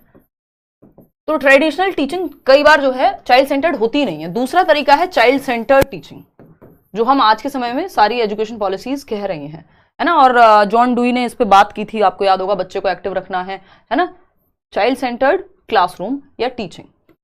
तो बच्चे को सेंटर में रखो, क्योंकि बच्चे के लिए स्कूल है, स्कूल के लिए बच्चा नहीं बना है, सिस्टम के लिए बच्चा नहीं है, बच्चे के लिए सिस्टम है। अभी एक मूवी आई है रिसेंटली, श्रीकांत बोला करके, श्रीकांत ही नाम है उसका, वो तो व्यक्ति का नाम है श्रीकांत बोला, तो बहुत ही प्यारी मूवी है, देखनी चाहिए सबको, आप सबको ही एज अ टीचर। तो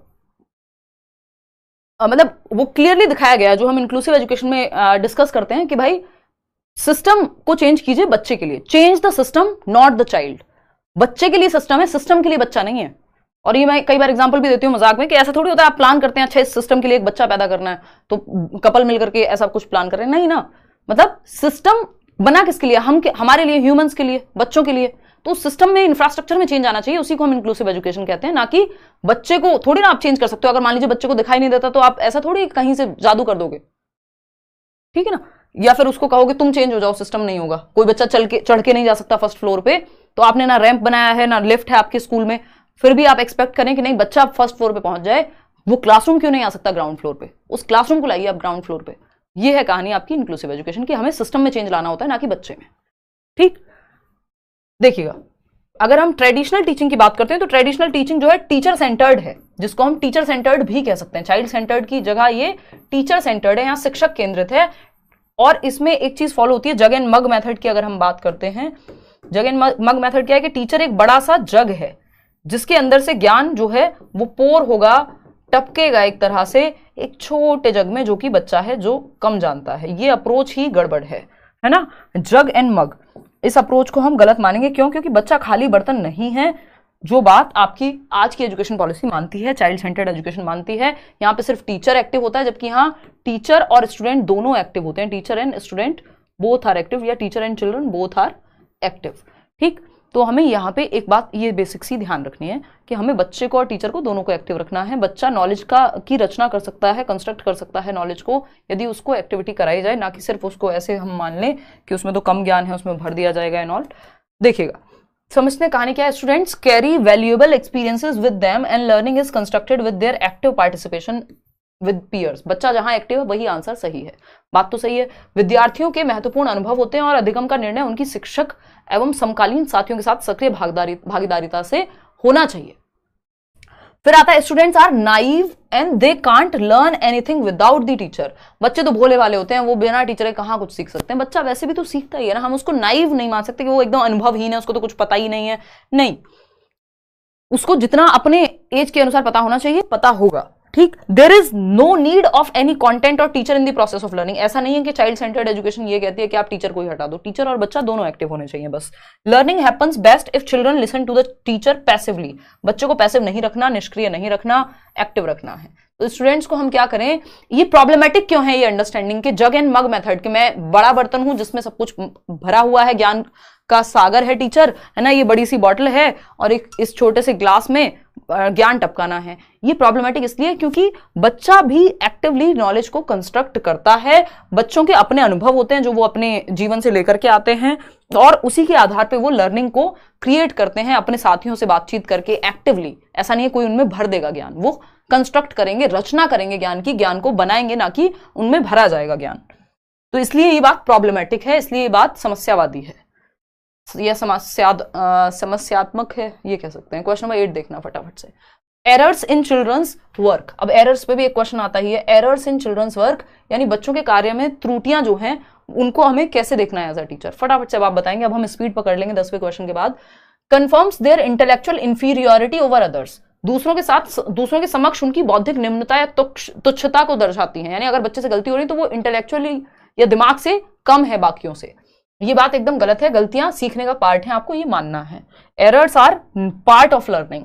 definitely confirms the lack of preparedness on part of teacher. Teacher ने ठीक से प्रिपेयर नहीं किया। दोष ही थोड़ी ना देना है कि टीचर और बच्चे दोनों को दोष ही देते रहेंगे। शुड बी इग्नोर्ड, इग्नोर कर देंगे तो फिर कैसे ठीक होगी ये चीज।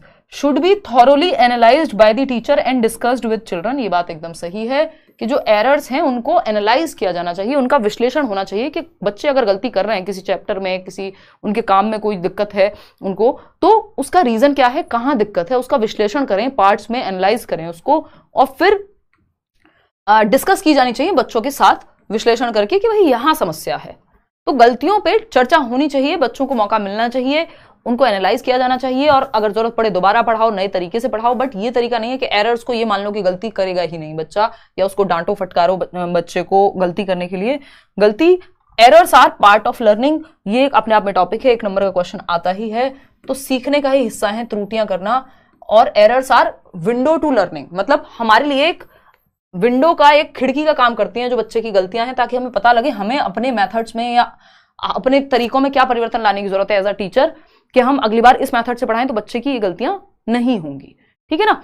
तो जब आपको पता है, मान लो कोई डिफिकल्ट वर्ड है तो उसको आप स्पेल कर देते हैं या टीचर बोर्ड पे लिख देते हैं, क्योंकि आपको पता है, ये आपको पिछले एरर से पता लगा है कि आधी क्लास ने जब आपने एक वर्ड बोला था, मान लीजिए डिस्टोपिया, हालांकि क्लास में क्या ही जरूरत पड़ेगी इसको बोलने की, डिसअपॉइंटमेंट मान लेते हैं, एक छोटी क्लास है, 3rd क्लास है, 2nd क्लास है, अगर कहीं आता है कोई ऐसा शब्द जो मुश्किल है, तो डिफिकल्ट वर्ड जब डिसअपॉइंटमेंट बोला टीचर ने तो लिख भी दिया बोर्ड पे, ये स्पेलिंग बता दी उसकी। क्यों बताइए? क्योंकि टीचर को पता लग गया जब पिछली बार डिसअपॉइंटमेंट या मुश्किल शब्द बोला था तो क्या हुआ था, आधी क्लास ने गलत लिख दिया था। तो एरर्स से ये पता लगा कि कहां समस्या पाई जा सकती है, तो उस समस्या पे हम सुधार करा सकते हैं। ठीक है ना। तो एरर्स क्या है, विंडो का काम करते हैं हमारी गलतियों में झांकने के लिए और उनको ठीक करने के लिए। तो टीचर्स अपने मेथड्स में और बच्चों को अगली बार थोड़ा बेहतर तरीके से सिखा सकते हैं, एनालाइज कर सकते हैं, तो उनको एनालाइज करने का मौका देना है अपनी गलतियों को। और एरर्स एकदम पार्ट ऑफ लर्निंग है, गलतियां नहीं हटा सकते हम। अगर गलतियां हटा देंगे 100% गलतियां मतलब कभी होंगी नहीं बच्चों से, तो फिर वो सीखेंगे भी नहीं कुछ नया, क्योंकि जब हम कुछ नया सीखते हैं तो गलतियां भी एज सच होती ही हैं।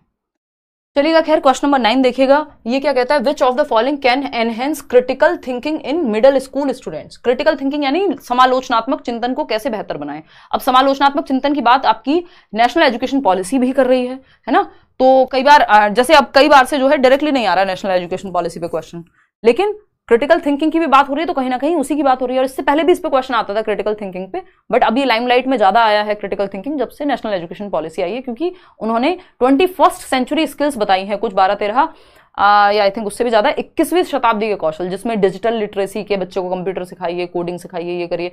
21वीं सदी के कुछ कौशल हैं जिसमें क्रिटिकल थिंकिंग भी पार्ट है, उन कौशलों में कम्युनिकेशन, ये सब।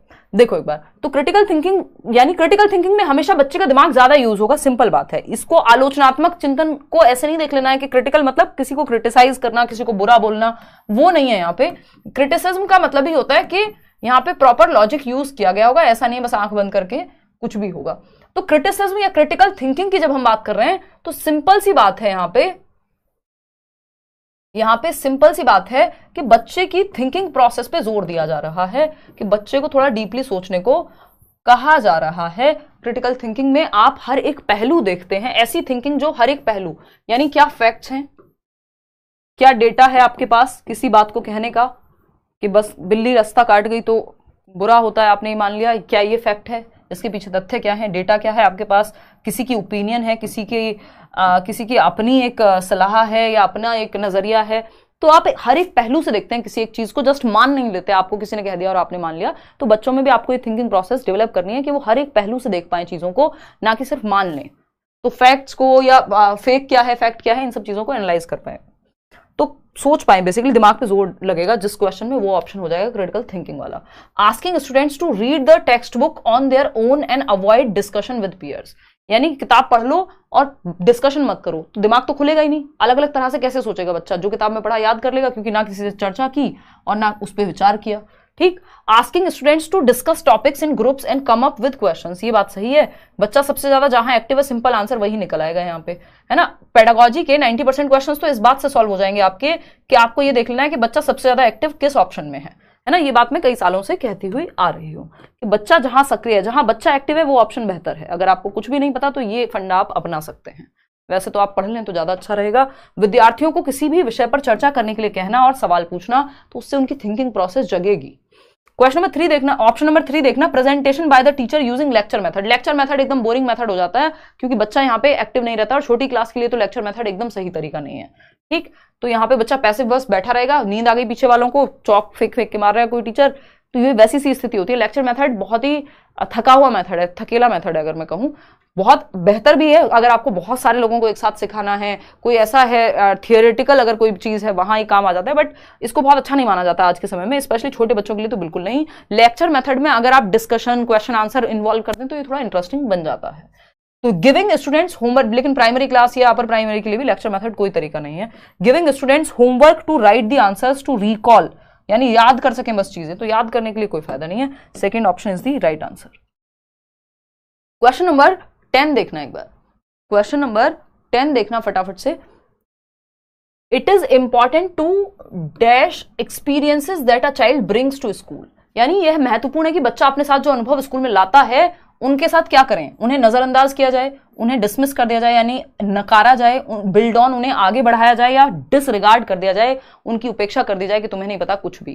देखो बच्चा जो भी लेके आए घर से, चाहे वो उसकी सोशियो इकोनॉमिक स्टेटस हो यानी सामाजिक आर्थिक स्थिति हो, उसकी जाति हो, भाषा हो, कुछ भी लेकर के आए वो सब अच्छा है, वो नेगेटिव नहीं है। आपको उसी को आधार बना करके आगे, मतलब इसका मतलब ये नहीं कि आप जाति को आधार बना लें, यहाँ पे नॉलेज की बात हो रही है, उसके अनुभवों को, एक्सपीरियंसेस को, तो वो जो भी लेकर के आ रहा है सब अच्छा है, ठीक है ना, क्लियर है बात। चलिए खैर ओह गॉड सॉरी, नहीं इतना कोई मतलब मैटर नहीं होना चाहिए, और इसको अगर चेंज हो सकता है या इसमें कुछ कर सकते हो अचीव टारगेट, तो वो आप एक बार करा लो, अगर डिपार्टमेंट से जाके अगर कहीं पे होता होगा कुछ तो प्रावधान होगा ही, और नहीं भी है तो मुझे नहीं लगता कि इस चीज़ के बेसिस पे कोई जो है चेक होगा। देखना एक बार, मतलब आपके पास अगर डिग्री या सर्टिफिकेट है, सब कुछ कंप्लीट है, तो कोई दिक्कत नहीं होनी चाहिए। तो ये एक बात हुई। देखना एक बार यहाँ पे आप देना जवाब के, तो एक बार आप चेक कर लो और फिर मेल कर देना अगर कोई समस्या का समाधान ना मिले तो। यह महत्वपूर्ण है कि बच्चा अपने साथ जो अनुभव स्कूल में लेकर आता है तो उनको नकारा नहीं जाए, उनको नजरअंदाज ना किया जाए, उन्हें आगे बढ़ाया जाए, क्योंकि बच्चे का जो अनुभव है, जो भी उसने एक्सपीरियंस किया है अब तक अपनी लाइफ में, अपने घर में, अपने आसपास या खेलने में, वो उसकी आने वाली जो इमारत बनने वाली है लर्निंग की, उसके लिए नींव का काम करेगा, जो बच्चे का अनुभव है। अब नींव के ऊपर ही तो इमारत बनाई जाती है, नींव के ऊपर ही तो बिल्डिंग बनेगी या कंस्ट्रक्शन होगी। अगर नींव ही नहीं है तो फिर कैसे कंस्ट्रक्शन होगी। तो बच्चा जो भी लेकर के आ रहा है उसको आपको उस पर बिल्ड ऑन करना है, उस पर बनानी है बिल्डिंग, ना कि उसको डिसमिस करना है या इग्नोर करना है।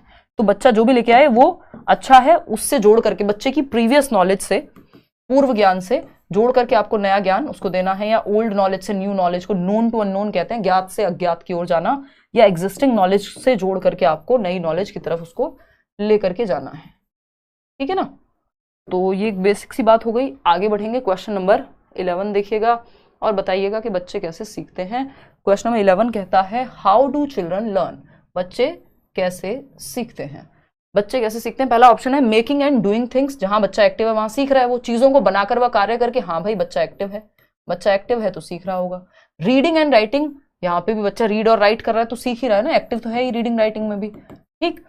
टॉकिंग एंड लिसनिंग, जब वो बात कर रहा है या सुन रहा है दूसरे को तब भी वो सीखता है, बिल्कुल सही बात है। थिंकिंग एंड रिफ्लेक्टिंग, यानी वो सोच रहा है और मनन कर रहा है, रिफ्लेक्ट कर रहा है, किसी एक चीज पे प्रकाश डाल रहा है, चिंतन कर रहा है, मनन कर रहा है, तो ये यहाँ पे भी बच्चा एक्टिव ही है।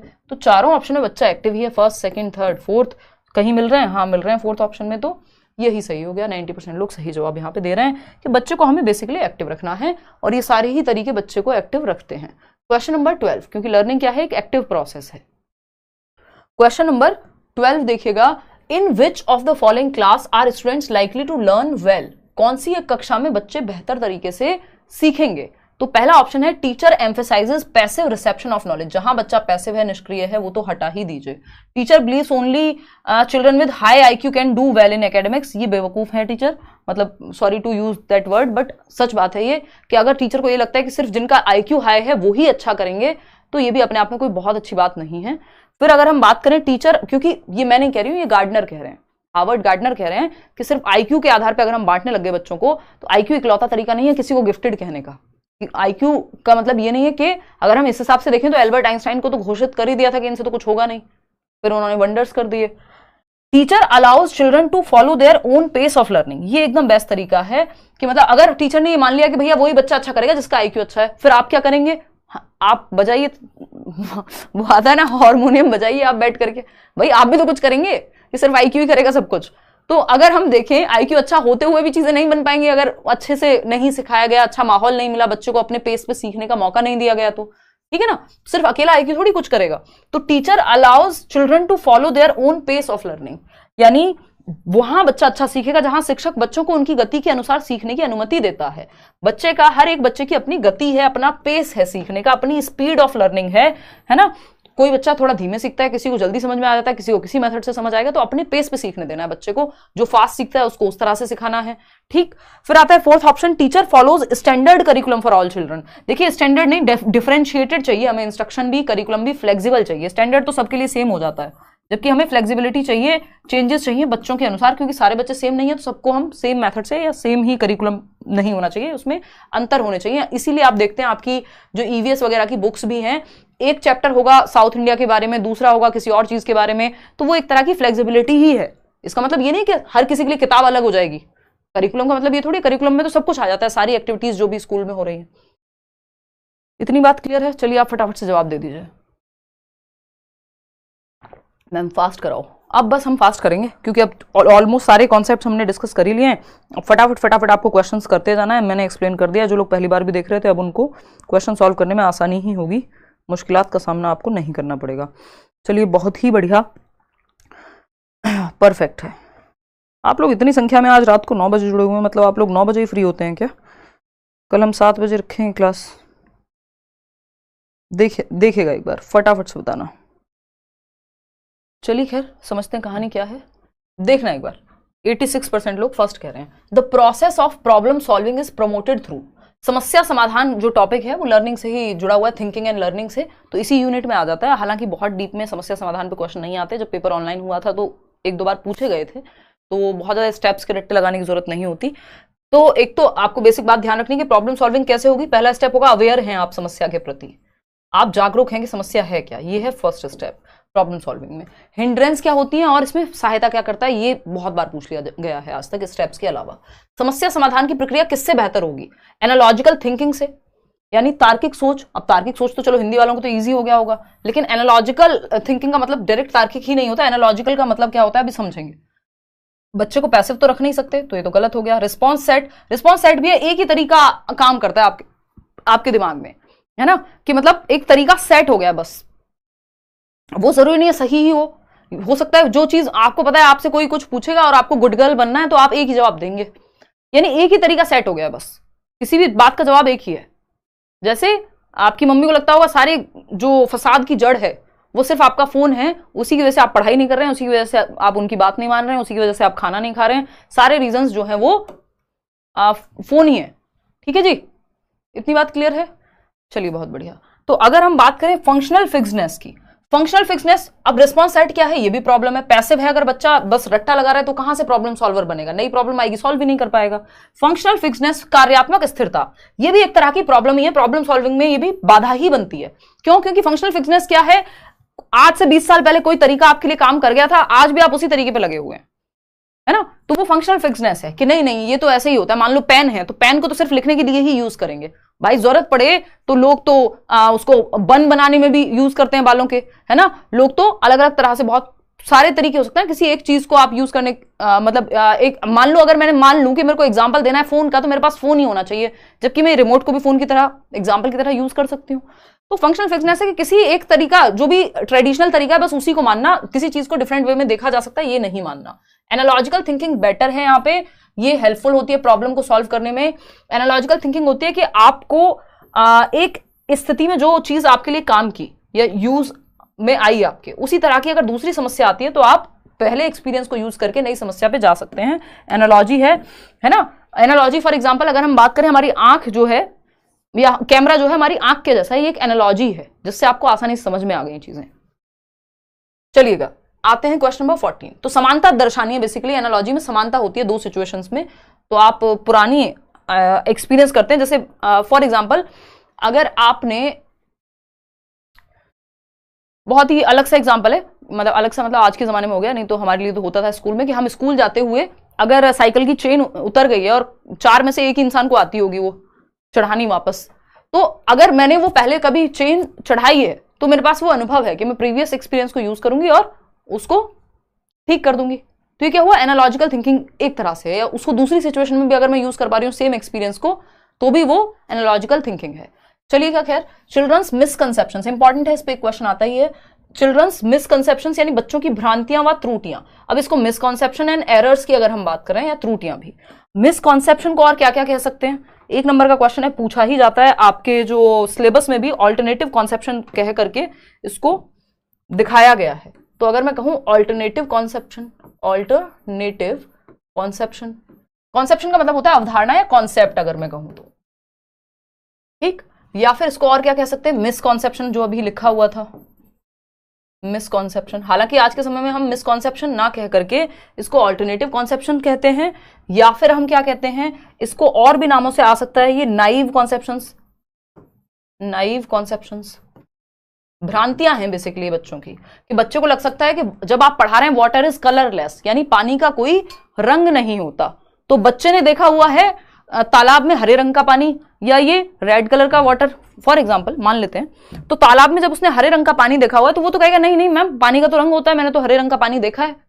तो ये ऑल्टरनेटिव कॉन्सेप्शन है, क्योंकि वो अपने अनुभव के आधार पे कह रहा है। जब ट्रेन जा रही होती है कहीं से और वो ट्रेन में गया है बच्चा, और उसको लगता है, हमें भी बचपन में लगता था कि पेड़ जो है साथ में चल रहे हैं, जबकि पेड़ साइंटिफिकली साथ में नहीं चल रहे हैं, वो आपको लग रहा है अपने अनुभव के आधार पे। तो इनको हम मिसकॉन्सेप्शन या बच्चे की जो है मिसकॉन्सेप्शन कहने की बजाय या रॉन्ग कॉन्सेप्शन कहने की बजाय हम क्या कहते हैं, इनको नाइव या ऑल्टरनेटिव कॉन्सेप्शंस की वैकल्पिक अवधारणा है, बच्चे के सोचने का वैकल्पिक तरीका है कि ऐसे भी सोच सकता है, वो अपने अनुभव के बेसिस पे बता रहा है। तो इसको हम सिरे से नकार नहीं देते, मानते हैं और फिर इस पर डिस्कशन करते हैं ताकि ये चैलेंज होकर के ठीक हो जाए, क्योंकि साइंटिफिकली ठीक नहीं होता बट बच्चे के अनुभव के आधार पर ठीक होता है, ठीक। तो ये सारी बातें मतलब इसको एक्सेप्ट करेंगे और इस पर चर्चा होगी, डिस्कशन होगा। Are extremely detrimental to teaching learning process, detrimental मतलब रुकावट है, बाधा है, हानिकारक है सेहत के लिए। बापू थोड़ी है उसका दंगल मूवी में, हालांकि वो थे नहीं। तो यहाँ पे क्या हुआ, बहुत ही गंदा जोक था, प्लीज इग्नोर करें इसको, please pardon my sense of humour आजकल। देखिएगा, are extremely detrimental to teaching learning process, PJ था ये, पुअर जोक, सीखने सिखाने की प्रक्रिया में बेहद हानिकारक है। क्यों भाई, भ्रांतियां या त्रुटियां जो है सीखने का पार्ट है, अभी तो हम बात कर रहे थे, पार्ट ऑफ लर्निंग है, सीखने का हिस्सा है। तो ये गलत कैसे हो गई, ये गलत। हाँ, जैसे हमें लगता है कि भाई मून जो है या सूरज या चांद हमारे साथ साथ चल रहा है, तारे हमारे साथ साथ चल रहे हैं, चांद तो स्पेशली, तारे तो चलो फिर भी अलग अलग होते हैं बहुत सारे। भाई यही लेवल पूछा जाता है रोहित, अगर आप चाह रहे हैं कि आपको थोड़ा सा बस भ्रमित करने के लिए जबरदस्ती में टेढ़े मेढ़े क्वेश्चन कराऊं, उसका कोई पॉइंट नहीं। अगर आप इन्हीं क्वेश्चन को मल्टीपल टाइम कर लेते हैं, जो आपको जितना कराया जा रहा है, एक नंबर भी इधर उधर हो जाए तो बताना, बट आपके दिमाग में होनी चाहिए ये चीजें जो हमने डिस्कस की है, ठीक। और ये ऐसा हो चुका है सालों साल, ऐसा नहीं है कि मैं ऐसे ही कह रही हूं। तो ये डेट्रीमेंटल है नहीं, show their irrational ways of thinking, के वो तो इलॉजिकल है, अविवेकीय नहीं, वो उनका सोचने का ऑल्टरनेटिव तरीका है। सर्व, अपने अनुभव के आधार पर, serve as significant inroads to children's thoughts, बिल्कुल वही बात जो मैंने आपको कही थी, विंडो है लर्निंग में, गलतियां जो हैं सीखने की प्रक्रिया में एक खिड़की का काम करती है कि आप देख पा रहे हैं बच्चे की गलती से कि वो सीखता कैसे है। तो अगर वो गलती आप पकड़ नहीं पाते, आप देख ही नहीं पाते वो कैसे सोचता है या कैसे सीखता है, तो बच्चों की सोच में झांकने के अर्थपूर्ण मौके देती हैं जो बच्चे की गलतियां या उसका जो ऑल्टरनेटिव कॉन्सेप्शन है, नाइव कॉन्सेप्शन है या मिसकॉन्सेप्शन है। कंफर्म देयर इंफीरियोरिटी, नहीं इंफीरियर नहीं हो गए वो इस बात से। तो third option is the right answer over here. आगे बढ़ेंगे, क्वेश्चन नंबर 15 देखिएगा फटाफट से, ये क्या कहता है, ये कहेगा कुछ तो कहेगा ही, देखते हैं। क्वेश्चन नंबर 15 कहता है, dash is a sign that the learning activities have become mechanically repetitive for the child and are not of interest, यानी कौन सी एक चीज इस बात का संकेत देती है कि जो काम है वो यांत्रिक बन गया है, रेपिटेटिव बन गया है, दोहराव वाला बन गया है और बच्चे की अब उस काम में रुचि नहीं रही है। किस बात से आपको पता लगेगा, फटाफट से आप बताएंगे। ये वाला ही जो 10 नंबर की पेडागॉजी है ना लास्ट की, वो इजी ही आती है, ये 10 नंबर मुश्किल नहीं आते। जो भी आपने बाकी की 2 यूनिट्स में पढ़ा है उन सबको लागू करना होता है बस इस यूनिट में, सीटेट की मैं बात कर रही हूँ। तो इसको, ये अगर आप कोई भी सेट उठा करके देख लीजिए वो आपको आसान ही मिलेंगे। एक आध क्वेश्चन कोई मिल गया तो मिल गया, इक्का दुक्का वो भी, लेकिन जो आते हैं जनरली क्वेश्चन बार बार वो इसमें इजी ही आते हैं, ठीक है ना। चलिए खैर, इतनी बात क्लियर है, कोई दिक्कत परेशानी, डेली लेंगे भाई अब क्लास, देखना एक बार। तो अगर हम देखें यहाँ पे, तो मैकेनिकली रिपीटेटिव है टास्क, या बच्चे का इंटरेस्ट नहीं है तो जॉय, अगर आनंद आ रहा है बच्चे को तो इस बात से पता लगेगा नहीं भाई इसका मतलब तो इंटरेस्टिंग टास्क है, क्यूरियोसिटी जिज्ञासा है बच्चे में तो इंटरेस्टिंग है टास्क, एक्साइटमेंट बनी हुई है। अगर पॉजिटिव इमोशंस बच्चा फील कर रहा है तो लर्निंग तो फिर पॉजिटिव हो रही है। बोर्डम कहाँ है यहाँ पे, मैकेनिकल कहाँ हुआ, मैकेनिकल तब होगा 2 एकम 2 2 दूनी 4, सेम चीज रिपीट हुई जा रही है, मतलब पता नहीं है बच्चे को। तो पॉजिटिव इमोशंस को अगर वो एक्सपीरियंस कर रहा है, अगर इमोशंस पॉजिटिव हैं, है ना, तो अच्छी हो रही है लर्निंग। लेकिन बोर्डम अगर वो महसूस कर रहा है, जो कि एक नेगेटिव इमोशन कह सकते हैं हम यहाँ पे, ऊब गया है अगर बच्चा, तो इसका मतलब वो रिपीटेटिव हो गई है, कोई चीज बस रटने वाली हो गई है। तो 4th option is the right answer. आगे बढ़ेंगे क्वेश्चन नंबर 16। क्वेश्चन नंबर 16 क्या कहता है भाई, असर्शन और रीजनिंग वाला क्वेश्चन है। असर्शन क्या कहता है, learning should be facilitated bye inducing fear of punishment in children, यानी अधिगम को या लर्निंग को हम सुसाध्य बना सकते हैं, सीखने को बेहतर बना सकते हैं यदि बच्चों में डर का माहौल पैदा कर दिया जाए, उनमें पनिशमेंट का भय ला दिया जाए। तो डर का माहौल, पनिशमेंट, रिवॉर्ड, ना तो हमें पनिशमेंट का डर और ना रिवॉर्ड का लालच कि तुमको फर्स्ट आओगे ट्रॉफी मिलेगी, ये दोनों ही चीजों से परे लेकर के जाना है बच्चे को। हालांकि प्रैक्टिकली कितना कब हो पाएगा वो हम देखेंगे आने वाले समय में, बट हो भी रहा है पहले से। हमें उस स्थिति पे लेके जाना है बच्चे को जब वो कहे, आपको याद होगी मूवी 3 इडियट्स, जो वो आर माधवन का कैरेक्टर है, उनका नाम मुझे याद नहीं आ रहा, बट वो कहता है कि कोई बात नहीं पापा, सस्ता कैमरा होगा, छोटी गाड़ी होगी, छोटा घर होगा, बट मैं खुश होऊंगा, ये वाला काम ही कर लेता हूँ, इंजीनियर ना बन के कैमरा पर्सन बन जाता हूँ। तो वो क्या है, वो ना पनिशमेंट के डर से है कि भाई बहुत बड़ा बंगला नहीं मिलेगा या ये हो जाएगा अगर ऐसा होगा तो, और ना ही रिवॉर्ड का कोई लालच है वहां पे। तो हमें दोनों को साइड करना है यहाँ पे। फियर ऑफ पनिशमेंट से अगर हम सिखा रहे हैं तो ये बात गलत है कि लर्निंग को आपको फियर ऑफ पनिशमेंट भर दो बच्चे में, जैसे पुराने समय में होता था, आज भी कई जगह पे होता ही है। तो ये एकदम गलत तरीका है, ये स्टेटमेंट गलत है कि लर्निंग में भय पैदा कर दो तो अच्छा सीखेगा बच्चा। रीजन क्या है, rewards and punishment are highly effective in ensuring meaningful learning. देखिए रिवॉर्ड और पनिशमेंट, यानी आपको स्कूटी दिला देंगे, ये कर देंगे, पनिशमेंट मिल जाएगी अगर नहीं पढ़ोगे तो इससे बच्चा अगर सीखता भी है तो वो रोट लर्निंग है, वो मीनिंगफुल लर्निंग तो नहीं हो सकती। मीनिंगफुल लर्निंग कब होगी, मीनिंगफुल लर्निंग होनी चाहिए आज की दुनिया में। मीनिंगफुल तब होगी लर्निंग जब आपके जीवन से जुड़ेगी, बच्चे की लाइफ से जुड़ेगी, नहीं तो वो रोट लर्निंग है। और रटंत विद्या चलंत नहीं, तो ये स्टेटमेंट भी गलत है कि रिवॉर्ड पनिशमेंट से प्रभावी अधिगम होता है, अर्थपूर्ण अधिगम होता है। नहीं, रटना होता है इससे, अगर डर से करते हुए हैं। तो ये दोनों ही बातें गलत हैं। फोर्थ ऑप्शन आप लोग 86% लोग सही जवाब दे भी रहे हैं। चलिएगा खैर आगे बढ़ेंगे नेक्स्ट क्वेश्चन पे। नेक्स्ट क्वेश्चन क्या है भाई, क्वेश्चन नंबर है 17। क्या कहता है क्वेश्चन नंबर 17, फटाफट से देखेंगे क्वेश्चन नंबर 17 की बात। विच of the following factors affect learning, यानी अधिगम को प्रभावित करने वाले कारक कौन से हैं। 2 कारक होते हैं, PNE, personal and environmental factors. बाकी सारे कारक जो हैं इसी के अंदर आ जाएंगे। फटाफट से बताइएगा कि पर्सनल और प्रीति ठीक है, बताइए फटाफट से, निम्न में से कौन सा कारक सीखने को प्रभावित करता है। प्रभावित करता है, प्रभावित तो मुझे लगता है लगभग सारी ही चीजें कर देती हैं, जो भी ऑप्शंस मिल जाएंगे, है ना, चाहे पॉजिटिवली करें या नेगेटिवली करें, बट कर देती हैं। बच्चे का इंटरेस्ट, यानी उसकी रुचि है किसी काम को करने में या नहीं। हम बोलते हैं ना कि अगर किसी का इंटरेस्ट ही नहीं है तो आप उसको क्लास में बिठा लीजिए, बट दिमाग में कुछ नहीं जाएगा, ठीक है। तो रुचि ही नहीं है तो नहीं सीख पाएगा। तो रुचि प्रभावित करेगी अधिगम को, बिल्कुल करेगी। जो इंटरेस्ट है वो प्रभावित करेगा। अगर आपका किसी सब्जेक्ट में इंटरेस्ट होता है, आप पढ़ते हैं, टीचर अच्छा पढ़ाता है, इंटरेस्ट आ जाता है तो आप पढ़ने लगते हैं, तो इंटरेस्ट प्रभावित करता है लर्निंग को। Perceived relevance of the concept, यानी संकल्पना की कथित प्रासंगिकता। अगर मुझे साइकोलॉजी पसंद है और मेरे लिए वो रेलेवेंट है तो मैं साइकोलॉजी पे कोई मुश्किल किताब पढ़ लूंगी। अगर मेरे लिए साइकोलॉजी इंपॉर्टेंट ही नहीं है, मुझे फर्क ही नहीं पड़ता साइकोलॉजी में क्या है, तो मैं वो नहीं पढ़ूंगी। इसका मतलब जो कॉन्सेप्ट बच्चा सीख रहा है, जो कॉन्सेप्ट या जो सब्जेक्ट वो पढ़ रहा है, क्या उसके दिमाग में परसीव्ड रेलेवेंस है, उस चीज की इंपॉर्टेंस है। अगर मेरे लिए ये क्लास इंपॉर्टेंट है तो मैं लूंगी, नहीं तो मैं कहूंगी कोई बात नहीं, क्या ही फर्क पड़ता है ना, इतना सब कुछ तो है इंटरनेट पे। तो संकल्पना की कथित प्रासंगिकता, यानी परसीव्ड रेलेवेंस, कि बच्चे के दिमाग में ये सेट हो, भाई पढ़ लो, पेपर है। अगर ये इंपॉर्टेंस नहीं होगी कि पेपर है या करना है क्लियर, तो आप नहीं पढ़ रहे होंगे। अगर उस सब्जेक्ट की, उस कॉन्सेप्ट की इंपॉर्टेंस नहीं होगी। जब भी मैं इंपॉर्टेंट टॉपिक पढ़ाती हूँ, जब भी हम इंपॉर्टेंट डिस्कशन कर रहे होते हैं, लिख देते हैं भाई ये 10 नंबर का टॉपिक है, ये 5 नंबर का टॉपिक है, ताकि आपको समझ में आ जाए कि उस टॉपिक की वेटेज कितनी है, महत्ता कितनी है। तो ये बात भी प्रभावित करेगी कि परसीव्ड इंपॉर्टेंस है या नहीं उस कॉन्सेप्ट की। Development level of the students, अगर किसी को पढ़ाई जरूरी नहीं लगती तो वो कहां से पढ़ेगा, जिसके दिमाग में इंपॉर्टेंस है तो वो पढ़ेगा। Development level of the students, यानी बच्चे का विकास किस एज का है, वो किस हद तक विकास हुआ है, तो उसी तरह की चीजें सिखाएंगे आप। Strategies of teaching learning, teaching learning के मेथड्स क्या है, पेडागोजी कैसी है, पेडागोजी मतलब पढ़ाने के तरीके कैसे हैं, तो ये भी प्रभावित करेगा। अगर टीचर के अच्छे तरीके हैं तो फर्स्ट, सेकंड, थर्ड और फोर्थ, तो ये चारों ही बातें सही हैं। मुझे बार बार लग रहा है जैसे फोन बज रहा हो। तो फर्स्ट, सेकंड, थर्ड और फोर्थ, चारों बातें एकदम सही है। अब फैक्टर्स अफेक्टिंग लर्निंग की जब हम बात कर लेते हैं तो एक बार हम देख लेते हैं कि 2 प्रकार के हम फैक्टर्स पढ़ते हैं, पर्सनल और, ये हम आज बैच में भी पढ़ रहे थे, पर्सनल एंड एनवायरमेंटल फैक्टर्स। तो पर्सनल और एनवायरमेंटल फैक्टर्स की थोड़ी सी चर्चा हम करेंगे यहाँ पे। पर्सनल फैक्टर्स व्यक्तिगत कारक होते हैं अधिगम को प्रभावित करने वाले, जो व्यक्ति से संबंधित हैं, यानी बच्चे से संबंधित हैं, ठीक। जैसे उसकी एज हो गई, उसका इंटरेस्ट है, किसी काम में रुचि है कि नहीं है, मैचुरेशन, क्या वो उस चीज के लिए परिपक्व भी है या नहीं। एक 5वीं क्लास के बच्चे को अगर आप इलेक्ट्रिसिटी का टॉपिक पढ़ा रहे हैं बहुत ही फिजिक्स में बड़े लेवल पे जाकर के, तो उसको कहां से समझ में आएगा वो, क्योंकि अभी उस चीज के लिए परिपक्व नहीं है उसका दिमाग, बॉडी उस चीज के लिए, स्पेशली दिमाग। नीड्स, बच्चे की नीड है या नहीं उस चीज को लेके, उसमें क्षमता है या नहीं है, एप्टीट्यूड उसके अंदर उस स्किल को सीखने का एप्टीट्यूड है कि नहीं है।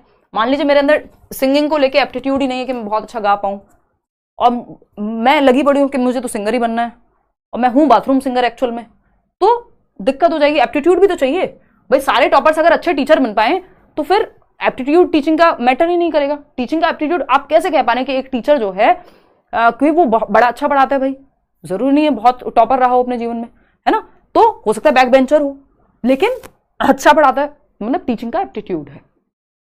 ठीक, कई बार जो लोग बहुत, मैं मतलब कई बार उदाहरण भी देती हूँ, मेरे खुद के भी दोस्त हैं एक दो जो बहुत अच्छे ब्रिलियंट बच्चे रहे अपने टाइम पे, गिफ्टेड टाइप के और एकदम टॉप करने वाले, बट उनको पढ़ाने के नाम पे रोना आता है, और उनमें से एक तो टीचर भी है। तो वो टीचर होते हुए भी यही कहता है, यहीं दिल्ली के गवर्नमेंट स्कूल में, पहले केंद्रीय विद्यालय में था, कि यार मेरे को पढ़ाने में जीरो इंटरेस्ट है, मेरे से पढ़ाया जाता नहीं है, बट वही ये नौकरी वाली दिक्कत है। तो एप्टीट्यूड्स की अगर हम बात करें या फिर मोटिवेशन की, बहुत सारे लोग तो ये सच बोलेंगे भी नहीं, है ना। मोटिवेशन की, बच्चे का मोटिवेशन लेवल है या नहीं है सीखने का, सिखाने का। इमोशनल कंडीशन की अगर हम बात करें कि इमोशनली वो ठीक है, कोई दिक्कत तो नहीं है, कोई और समस्या तो नहीं है, कोई इमोशनल अब्यूज तो नहीं हुआ, तो ये सब पर्सनल फैक्टर्स हैं बच्चे से संबंधित। एनवायरमेंटल फैक्टर कौन से हैं? वातावरणिक कारक, तो ये वातावरण वाले कारक होंगे। जैसे टीचिंग का मेथड क्या है, तो वो पर्सनल फैक्टर नहीं है, वो तो एनवायरमेंट में है, स्कूल में है, स्कूल का क्या माहौल है, शोर शराबा है, शांति है। नेचुरल फैक्टर्स हो सकते हैं, कहीं कोई बाढ़ आ गई, कुछ हो गया। सोशल फैक्टर्स हो सकते हैं, होम और स्कूल से संबंधित। कल्चरल फैक्टर्स हो सकते हैं, लर्निंग मटेरियल कैसा है, टीचिंग लर्निंग के मेथड्स कैसे इस्तेमाल हो रहे हैं। रिलेशनशिप विद पेरेंट्स, बच्चों के साथ, माँ बाप के साथ कैसा रिश्ता है, बहुत मारते पीटते हैं, डांटते हैं, या हेल्दी माहौल है। टीचर्स कैसे हैं, पीयर ग्रुप कैसा है, यानी साथी समूह, दोस्त कैसे हैं, मीडिया में क्या देख रहे हैं वो, negativities of the use of media कि अगर किस तरह से वो देखते हैं मीडिया को। अगर कुछ नेगेटिव्स भी तो है मीडिया में, बहुत सारी चीजें मिल जाएंगी, तो इंटरनेट पे सही चीजें भी हैं और खराब भी। तो ये फैक्टर्स हो गए जो लर्निंग को प्रभावित करते हैं। ये कई बार ऐसे भी पूछ लिया जाता है डायरेक्ट कि कौन सा एक पर्सनल फैक्टर है और कौन सा नहीं है, ये पहचानना है आपको। तो जो बच्चे से संबंधित फैक्टर है वो पर्सनल फैक्टर है, जैसे बच्चे की एज, उसका इंटरेस्ट, उसका मोटिवेशन का लेवल, उसकी एबिलिटी, उसका एप्टीट्यूड, उसकी इमोशनल कंडीशन, उसका मैचुरेशन लेवल, ये सब पर्सनल है। बाकी जो भी एनवायरमेंट में है वो सब एनवायरमेंटल फैक्टर्स हैं। ठीक है, जैसे बच्चे का बिहेवियर भी क्या है, पर्सनल हो सकता है। चलिए क्वेश्चन नंबर 18 देखते हैं फटाफट से और समझते हैं कहानी क्या है। क्वेश्चन नंबर 18 क्या कहता है? क्वेश्चन नंबर 18 ये कहता है विच of the following statements is correct about the interaction of person, environment and behaviour in learning strategies. ये वही कहानी होगी जो मैंने अभी आपको सुनाई है, उसी से संबंधित एक क्वेश्चन है। निम्न में से कौन सा कथन सीखने की स्थितियों में व्यक्ति, वातावरण व व्यवहार के बीच संबंध को सही दर्शाता है? यानी जो व्यक्ति है यानी पर्सन है, जो उसका एनवायरमेंट है और जो उसका बिहेवियर है, इन सब के बीच में कुछ रिश्ता, ये रिश्ता क्या कहलाता है कि बारे में कौन सी बात सही है। ठीक, personal factors have no effect on the elements of environment, यानी जो व्यक्तिगत कारक हैं एनवायरमेंट में उनका कोई रोल नहीं होता। मतलब अगर मान लीजिए मेरी तबीयत खराब है या मेरी एज जो है वो 5 साल है और मेरे को 10 साल की चीजें बढ़ता ही जा रही हैं, तो क्या उस चीज का प्रभाव नहीं पड़ेगा? बिल्कुल पड़ेगा। तो जो पर्सनल फैक्टर है, मेरा इंटरेस्ट है किसी चीज में या नहीं, तो उसका प्रभाव पड़ता है। ये कह रहे हैं कोई प्रभाव नहीं पड़ता, ये तो गलत बात है। ऑल 3 फोर्सेस जो हमने अभी बात की, चाहे वो पर्सन है, एनवायरमेंट है, बिहेवियर है, इन तीनों का यानी personal, environmental and behavioural are influenced by each other, एक दूसरे को प्रभावित करते हैं। अगर अच्छा एनवायरमेंट होता है, आप अच्छी जगह जाते हैं कहीं पे, आपका मन अच्छा हो जाता है, घूमने गए हैं फॉर एग्जाम्पल, पहाड़ों में गए, भरी गर्मी में दिल्ली की पॉल्यूशन छोड़ के आप गए कहीं पहाड़ों पर, बड़ी अच्छी शांत जगह जहाँ बहुत अच्छा मौसम है, बढ़िया से गाने बजा रखे हैं किसी ने, थोड़ी थोड़ी बारिश हो रही है, आपके मनपसंद के 2-3 लोग हैं, है ना, तो मूड आपका खुश है। अब इसके आगे नहीं जाऊंगी मैं, कई लोग और माहौल बनाने पे लग जाएंगे, वो सब नहीं करना है ना। तो इतने में आपका क्या है, मूड ठीक हो जाएगा। तो पर्सनल फैक्टर और एनवायरमेंटल फैक्टर और आपका बिहेवियर, फिर आप अच्छे से बात करने लग जाएंगे। तो ये क्या हुआ, तीनों चीजें इंटर रिलेटेड हो गई। ठीक, तो तीनों कारक यानी व्यक्ति, वातावरण और व्यवहार एक दूसरे को प्रभावित करते हैं। यानी एनवायरमेंट से व्यक्ति कैसा है, एनवायरमेंट कैसा है और बिहेवियर, ये सब तीनों चीजें आपस में रिलेटेड हैं। ठीक है ना। भरी गर्मी में अगर आप 3 घंटे से कहीं पे खड़े हुए हैं और कोई आपको आसान सी बात भी कहे, हो सकता है आपका मूड खराब हो जाए, जबकि आपका व्यवहार कुछ और निकल के आ जाए। वही बात, वही गाना आपको दिल्ली की गर्मी में सुनाया जाए, बिल्कुल रेड लाइट पे खड़े होकर के, बिना एसी के, बाइक पे या पैदल जा रहे हैं आप, तो मूड अलग होगा वो गाना सुन के। ठीक, तो all 3 forces, personal, environmental and behavioural, are influenced by each other. लेकिन वहीं अगर आप व्यक्ति वैसे हैं कि जिसका mood most of the time ठीक ही रहता है, तो एनवायरमेंट थोड़ा बहुत ऊपर नीचे हो तो भी आपका बिहेवियर ठीक ही रहता है। तो मतलब ये आपस में रिलेटेड है। ठीक, इसका मतलब ये नहीं सिर्फ अच्छा एनवायरमेंट ही है। देखो एक बार, behaviour seldom affect social environment, यानी व्यवहार से सामाजिक परिवेश पर शायद ही कभी प्रभाव पड़ता है। नहीं भाई, जो आपका व्यवहार है वो भी आपके सोशल एनवायरमेंट, मतलब मान लीजिए मेरा व्यवहार, मैं गुस्से में हूं या सही व्यवहार नहीं कर रही, तो जिस एनवायरमेंट में मैं होंगी वहां भी किसी से सही व्यवहार नहीं करूंगी, फिर उससे सोशल एनवायरमेंट भी आसपास का खराब होगा। तो ये एक बेसिक बात हो गई। फीडबैक तो एक दूसरे को प्रभावित करते हैं, ऐसा नहीं है सेल्डम अफेक्ट करते हैं, यानी कभी कभार करते हैं, नहीं भाई करते हैं। Feedback from the environment can not affect self esteem of the individual, यानी एनवायरमेंट से अगर फीडबैक मिला, एनवायरमेंट में टीचर हो सकती है, तो टीचर ने कहा कि हाँ देखो अभी ये पर्सन बिहेवियर और उसका बहुत अच्छा एग्जांपल आया है, अब आप सीटेट क्लियर करेंगे, जिन लोगों की नौकरियां लग गई हैं वो ऑलरेडी एक्सपीरियंस कर रहे हैं। जो अभी मैं देख रही हूँ मेरे कुछ लर्नर्स हैं, जो कोई मनाली घूमने गया हुआ है गर्मियों की छुट्टी में, कोई केंद्रीय विद्यालय में पढ़ाता है, कोई दिल्ली में पढ़ा रहा है, मान लो कहीं कोई और नवोदय विद्यालय में है, सब इधर उधर घूम रहे हैं अभी गर्मियों की छुट्टियों में मजे करते हुए। तो अभी आप सीटेट कर रहे हैं, फिर उसके बाद आगे के एग्जाम्स निकालेंगे, फिर ये पर्सन एनवायरमेंट बिहेवियर सब चेंज हो जाएगा एक दूसरे को मिला जुला करके। चलिए खैर, तो हालांकि इतना भी रोज ही नहीं होता जो दुनिया है या वर्ल्ड है ना, तब भी समस्याएं तो रहेंगी ही। Feedback from the environment can not affect self esteem of the individual, यानी व्यक्ति का खुद में विश्वास, खुद को लेकर के सम्मान एनवायरमेंट से प्रभावित नहीं होता है। अगर आप खराब एनवायरमेंट में, आपके टीचर के द्वारा आपको रात दिन डांट ही पड़ती है, तो क्या होगा, आपका खुद को लेकर के विश्वास कमजोर हो जाएगा कि शायद मैं अच्छा विद्यार्थी नहीं हूं या मैं ठीक इंसान नहीं हूं, ऐसा भी लग सकता है। तो second option is the right answer. तीनों एक दूसरे को प्रभावित करते हैं। क्वेश्चन नंबर 19 देखना एक बार। क्वेश्चन नंबर 19 क्या कहता है, विच of the following question promotes critical thinking among students, बच्चों में क्रिटिकल थिंकिंग। अब तो ये आप फटाफट से सॉल्व कर देंगे, अब इस पे मैं फिर से इतना बड़ा लेक्चर नहीं दूंगी। समालोचनात्मक चिंतन यानी हर एक पहलू से सोच लेना। बताइएगा, स्टोरी इंटरेस्टिंग बताती हैं, अरे फिर क्या मजा आएगा। टीचिंग में स्टोरी टेलिंग नहीं होगी तो कहाँ होगी। मल्टीप्लाई 523 को 62 से मल्टीप्लाई कर दो, तो ये तो प्रोसीजर है, इसमें थिंकिंग कहाँ लग रही है। When did रिकॉल लगेगी, याद करना लगेगा, अगर लगेगा भी नहीं तो फॉर्मूला लगेगा। When did Haryana become an independent state, तो ये भी रिकॉल बेस्ड क्वेश्चन है, इसमें थिंकिंग प्रोसेस पे थोड़ी जोर दे रहे हैं, आप दिशाओं में थोड़ी सोच रहे हैं। ठीक, where is the origin of the river Ganga, इसमें भी आपको या तो पता होगा या नहीं, तो आप इसमें रिकॉल ही कर रहे हैं, इसमें थिंकिंग पे जोर थोड़ी पड़ रहा है, थिंकिंग प्रोसेस थोड़ी आपकी जागृत हो रही है। How would you resolve the problem of water logging in your city, क्या आपके शहर में पानी भर जाता है जरा सी बारिश होने पे, ज्यादातर शहरों का यही हाल है। आप अपने शहर में जल में भराव की समस्या का या जल भराव की समस्या का समाधान कैसे करेंगे। अब इसमें आपको बहुत सारा कुछ सोचना पड़ेगा, ओपिनियन क्या है लोगों की, किस लिए पानी भरता है, रोड की स्थिति खराब है, अच्छा किस मौसम में ऐसा होता है, कहां पे ऐसा होता है, फैक्ट्स क्या है, डेटा क्या है, हम क्या कर सकते हैं, 70 चीजें आप सोचेंगे। तो ये जो सोचने पे जोर देना है वो क्रिटिकल थिंकिंग में आएगा, हर एक पहलू से आप सोचेंगे और फिर जाकर के आप आंसर निकालेंगे। क्वेश्चन नंबर 20 देखिएगा और बताइएगा क्या कहता है ये question. Which of the following goal orientations, 3 प्रकार की गोल ओरिएंटेशंस होती है मोटिवेशन को लेकर के। Goal orientations motivates students for learning to understand, निम्नलिखित में से कौन से लक्ष्य या अभिविन्यास विद्यार्थियों को समझने के लिए सीखने हेतु अभिप्रेरित करते हैं, यानी किस तरह का ओरिएंटेशन, मतलब सेंटर क्या होना चाहिए मोटिवेशन का, कौन सा सेंटर ऑफ मोटिवेशन या ओरिएंटेशन बेटर है। तो 3 सेंटर होते हैं, है ना, और मैं अभी आपको पिक्चर दिखाऊंगी तो आपको समझ में आ जाएगा, मूवी के उदाहरण से भी और यहाँ पिक्चर देख करके भी। बेस्ट क्या है, मास्टरी ओरिएंटेशन, आपको ही पता होना चाहिए, mastery oriented focused, mastery oriented avoidance नहीं कि मास्टरी से बचना है कि कहीं मास्टर ना बन जाऊं किसी चीज में, तो वो तो गड़बड़ है। मास्टरी ओरिएंटेशन होनी चाहिए कि मैं पेडागोजी में इतना बढ़िया मेरे को समझ में आता है कि पेडागोजी में तो 30 में से 30 आएंगे, अपने आप आ जाएंगे, बट मेरे को एक एक टॉपिक समझ में आ जाना चाहिए, तो निपुण बन गए यहाँ पे, किसी चीज के मास्टर बन गए basically. Performance oriented approach focused, performance oriented होती है फर्स्ट आना है आपको, 149 नंबर लाने 150 में से, ये परफॉर्मेंस ओरिएंटेशन बहुत अच्छा नहीं है ये। परफॉर्मेंस ओरिएंटेड अवॉइडेंस, तो ये तो फेलियर अवॉइडेंस टाइप का हो जाता है कि आप फेलियर से बचने के लिए। तो देखो 3 प्रकार होते हैं जिसमें बेस्ट क्या है, मास्टरी ओरिएंटेड लर्निंग, ना कि अवॉइडेंस। अचीवमेंट गोल ओरिएंटेशन, यानी मोटिवेशन भी 3 इस तरह से चलती है कि आप किस चीज को लेकर कितने मोटिवेटेड होंगे, किस तरह का गोल आपने सेट किया है उसके बेसिस पे। तो आप 3 इडियट्स मूवी याद कर लीजिए और आप ये देख पाएंगे कि 3 इडियट में तीनों ही उदाहरण आपके सामने पेश हो जाएंगे। 3 इडियट्स बहुत ही अपने आप में अल्टीमेट मूवी है, अगर पेडागोजी को समझना हो आप 3 इडियट्स देख सकते हैं। ठीक, तो मास्टरी ओरिएंटेशन की अगर मैं बात करूं तो ये सबसे बेस्ट तरीका है जो हमने रणछोड़ दास छाछड़ में देखा, रेंचो में, कि वो क्या है, डिग्री मिल रही है नहीं मिल रही है कोई फर्क नहीं पड़ रहा, बट मजा आ रहा है सीखने में, उसको इंटरेस्ट है साइंस में या उस काम में या कॉलेज में, तो मजे के लिए सीख रहे हैं। Learning for the sake of learning, mastery के लिए कि सब कुछ आ जाए मुझे, सब कुछ पता हो, ये है मास्टरी।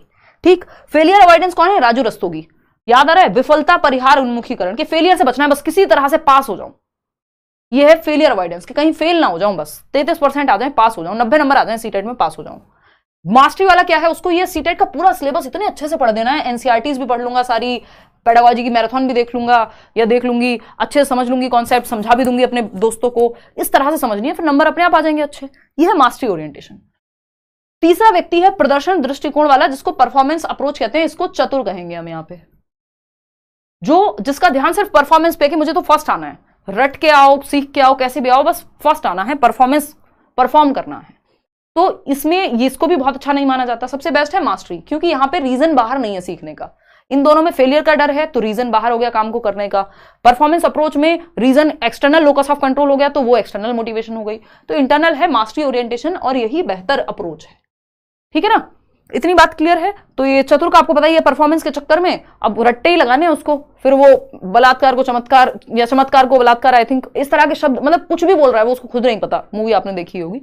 तो ये कहानी है। तो मास्टरी ओरिएंटेशन बेस्ट होती है। यहाँ पे आते हैं क्वेश्चन नंबर 21 पर, फटाफट से देखेंगे, 8-10 क्वेश्चन और हैं। Which of the following is the correct match of emotions likely to be experienced in by the students specified context, यानी किस परिस्थिति में कौन सी भावना बच्चे के अंदर आएगी, आपको ये पहचानना है।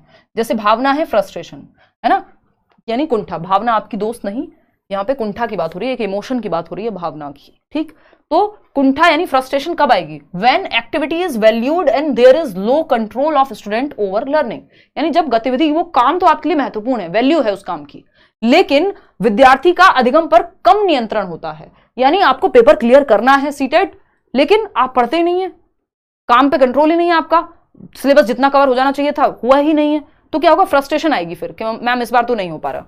जबकि अगर आप थोड़ी सी मेहनत करके लगे रहें, इस पर कंट्रोल ले आए, थोड़ा जितना बेहतर हो सकता है, 1 महीने की स्ट्रेटजी में मैं शेयर करूंगी, तो कुंठा आएगी। फ्रस्ट्रेशन कब आएगी? जब आपके लिए महत्वपूर्ण तो है कोई काम, लेकिन आप कर नहीं पा रहे हैं उसको, लर्निंग पे आपका कंट्रोल नहीं है, उतने घंटे आप पढ़ नहीं पा रहे हैं, तो फ्रस्ट्रेशन आएगी। अगर आपके लिए इंपॉर्टेंट ही नहीं है, तो सब थोड़ी दुनिया में यूपीएससी की तैयारी कर रहे हैं या एसएससी की तैयारी कर रहे हैं या टीचिंग की तैयारी कर रहे हैं, उनको फर्क नहीं पड़ रहा कब एग्जाम हुआ कब नहीं हुआ, सरकारी नौकरी मिली नहीं मिली, सब थोड़े ना कर रहे हैं। सबकी जिनकी परिस्थितियां हैं या जिनको मोटिवेट कर दिया गया उस तरह से, वो कर रहे हैं।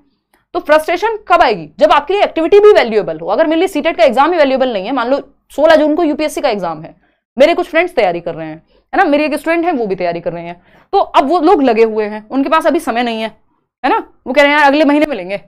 ठीक है, तो ये क्या हुआ? ये वैल्यू है उस एक्टिविटी की। क्या हमारे लिए वैल्यू है 16 जून को हमारा कोई एग्जाम है? नहीं। सीटेट का एग्जाम है 7 जुलाई को, उसके लिए मैं चिंतित हूं, उसके लिए आप चिंतित है। तो अगर एक्टिविटी को वैल्यू नहीं मिलेगी तो फ्रस्ट्रेशन नहीं आएगी। अगर कोई चीज इंपॉर्टेंट नहीं है तो कहां से फ्रस्ट्रेशन आएगी? तो एक तो एक्टिविटी वैल्यूड है, दूसरा लो कंट्रोल है आपका लर्निंग के ऊपर, फिर तो कुंठा आएगी ही आएगी। सेकंड है एंग्जाइटी। कब आती है anxiety? When success is expected. अगर आपने बहुत अच्छा पेपर दिया है, बढ़िया, आपको पता है कि यार इस बार तो हो ही जाएगा, तो आपको चिंता होगी। एक्चुअल में चिंता नहीं होगी, वो थोड़ी बहुत देर के लिए आपको आउट ऑफ एक्साइटमेंट कुछ फील हो जाए, तो चिंता एंग्जाइटी तब थोड़ी होती है। चिंता तो तब होगी जब आपको कोई चीज बॉदर कर रही है। जॉय मतलब मजा या आनंद कब आएगा? When success is not achieved. Success नहीं मिली तो आनंद आता है? नहीं आता। वो आप आनंद लेने लगते हैं, बट आप देख रहे हैं अभी वर्ल्ड कप में जो फाइनल था ना, शायद फाइनल ही था आई थिंक, तो इस बार का जो मैच था, जो वर्ल्ड कप था, पिछले साल की बात हो गई शायद अब तो वो जब हम हारे तो सारे प्लेयर्स रो रहे हैं, सबको हम देख रहे हैं, सबके चेहरों पे दिख रही है शक्ल, तो वो जॉय थोड़ी है कि जब सक्सेस अचीव नहीं होती तो जॉय आता है, दुख आता है भाई, बाद में आप कुछ भी कह लो। ग्रेटिट्यूड की अगर हम बात करें, when failure is seen as caused by others, यानी कृतज्ञता कब आएगी? ग्रेटफुलनेस, कि यार बहुत अच्छा किया, थैंक यू गॉड या थैंक यू टीचर। ठीक, तो जब असफलता को इस रूप में देखा जाता है कि उसका कारण कोई और व्यक्ति है, तो ग्रेटिट्यूड आता है। भाई अगर आपने ये मान लिया कि फेलियर तो टीचर की वजह से हुआ है, मेरी वजह से थोड़ी हुआ है, तो फिर कहां से आप कृतज्ञ थोड़ी होंगे कि थैंक यू टीचर। आप तो कहेंगे यही है कमबख्त, इसी ने कराया सत्यानाश, इसी तरह की बातें करेंगे ना।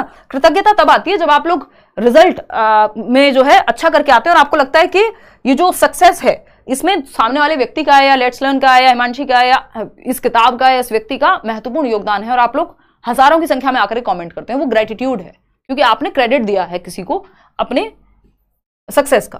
तो ये उल्टा नहीं हो सकता। तो इसमें एक ही ऑप्शन है फ्रस्ट्रेशन वाला सही है, बाकी सब गलत है। क्वेश्चन नंबर 22 देखिएगा। रजौरी एक बच्ची है और Rajouri school teacher, sorry teacher है भाई, Rajouri school teacher wants to facilitate development of metacognitive skills. परासंज्ञानात्मक, ये आप खुद से सॉल्व करेंगे। मैंने पहले ही क्वेश्चन में बहुत कहानी सुनाई थी आपको मेटाकॉग्निशन को लेकर के। हाँ भाई, थोड़ा फास्ट कर लेते हैं। रजौरी एक स्कूल अध्यापक अपने विद्यार्थियों में अधिसंज्ञानात्मक कौशलों के विकास को सुसाधित करना चाहती हैं। ऐसा करने के लिए उन्हें क्या करना चाहिए? मेटाकॉग्निटिव यानी थिंकिंग बियॉन्ड थिंकिंग। बताइएगा फटाफट से। तो अगर हम देखें, ask students to share the steps followed by them in solving a problem, give content to memorize. रटने के लिए नहीं, रटने से तो मेटाकॉग्निशन नहीं आएगा, थिंकिंग से आएगा। स्टेप शेयर कर दिए bye them in solving a given problem. जब स्टेप शेयर कर दिए तो ये तो स्टेप बाय स्टेप सॉल्यूशन हो गया, इसमें दिमाग पे जोर कहाँ है? थिंकिंग कहाँ लग रही है? थिंकिंग बियॉन्ड थिंकिंग, कहीं प्लानिंग नहीं हो रही, रिव्यू नहीं हो रहा, रिफ्लेक्ट नहीं हो रहा, स्ट्रेटेजी नहीं बन रही, तो कहां से मेटाकॉग्निशन है? वो 4-5 चीजें होनी तो चाहिए।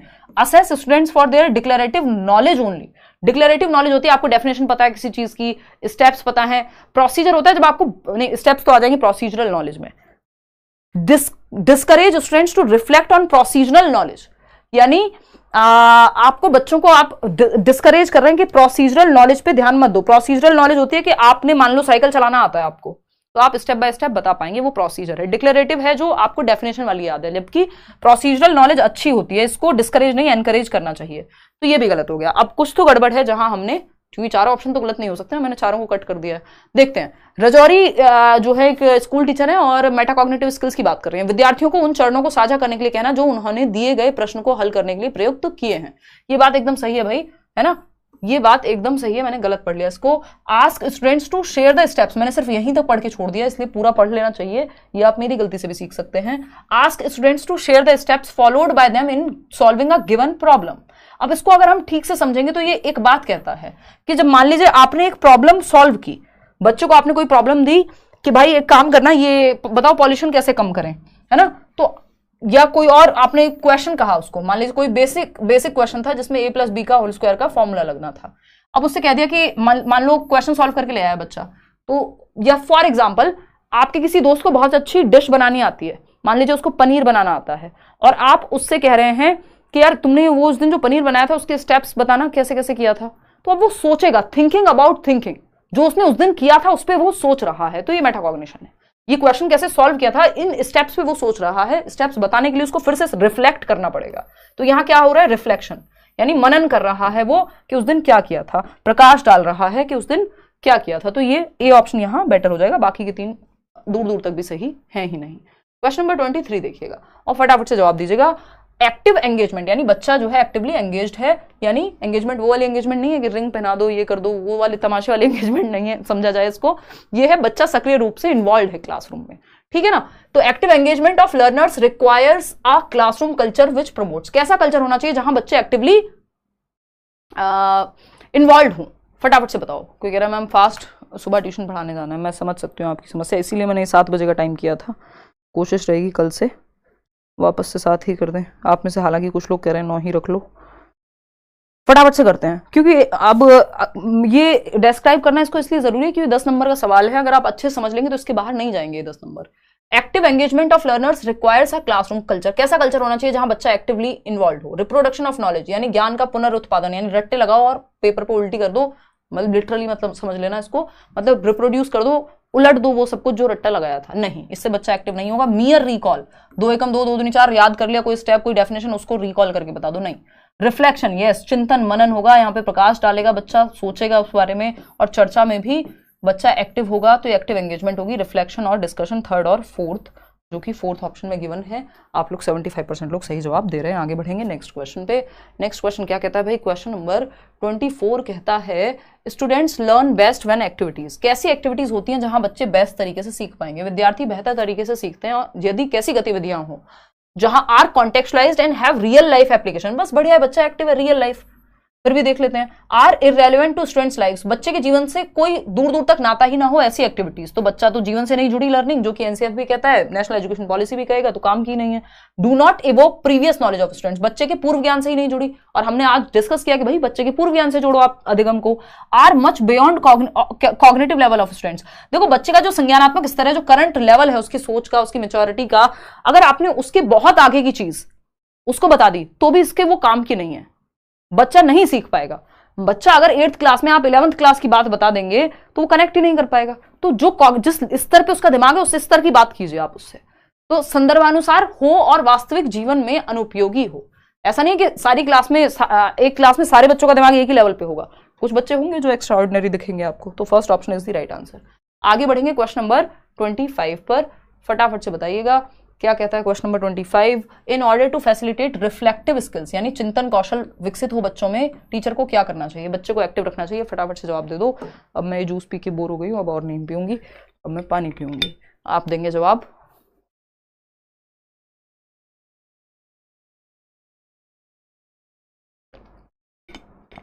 फटाफट से बताइएगा। 90% लोग जो हैं सही जवाब दे रहे हैं, इसका मतलब आप समझ चुके हैं चीजें। क्या कह रहे हैं आप? फर्स्ट 93% लोग कह रहे हैं encourage self assessment and self questioning by students. बिल्कुल सही है, बच्चा एक्टिव है यहाँ।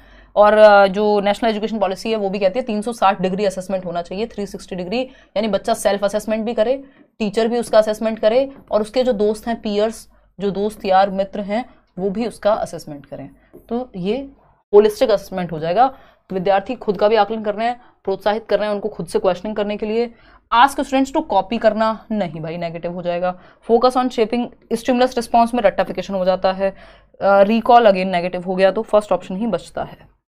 रिकॉल, मेमोराइजेशन दोनों ही नेगेटिव हैं। क्वेश्चन नंबर 26 देखिएगा फटाफट से। क्वेश्चन नंबर 26 कहता है learning is positively influenced by, यानी अधिगम जो है वो पॉजिटिवली इन्फ्लुएंस होगा, सकारात्मक रूप से मदद मिलेगी लर्निंग में यदि sense of belonging among students, यानी बच्चे, विद्यार्थी जो है क्लास में बिलोंग्ड महसूस करते हैं कि हमारी क्लासरूम है, हम तो यहीं से बिलोंग करते हैं, तो हमारी टीचर है, ये तो हमारा दोस्त है।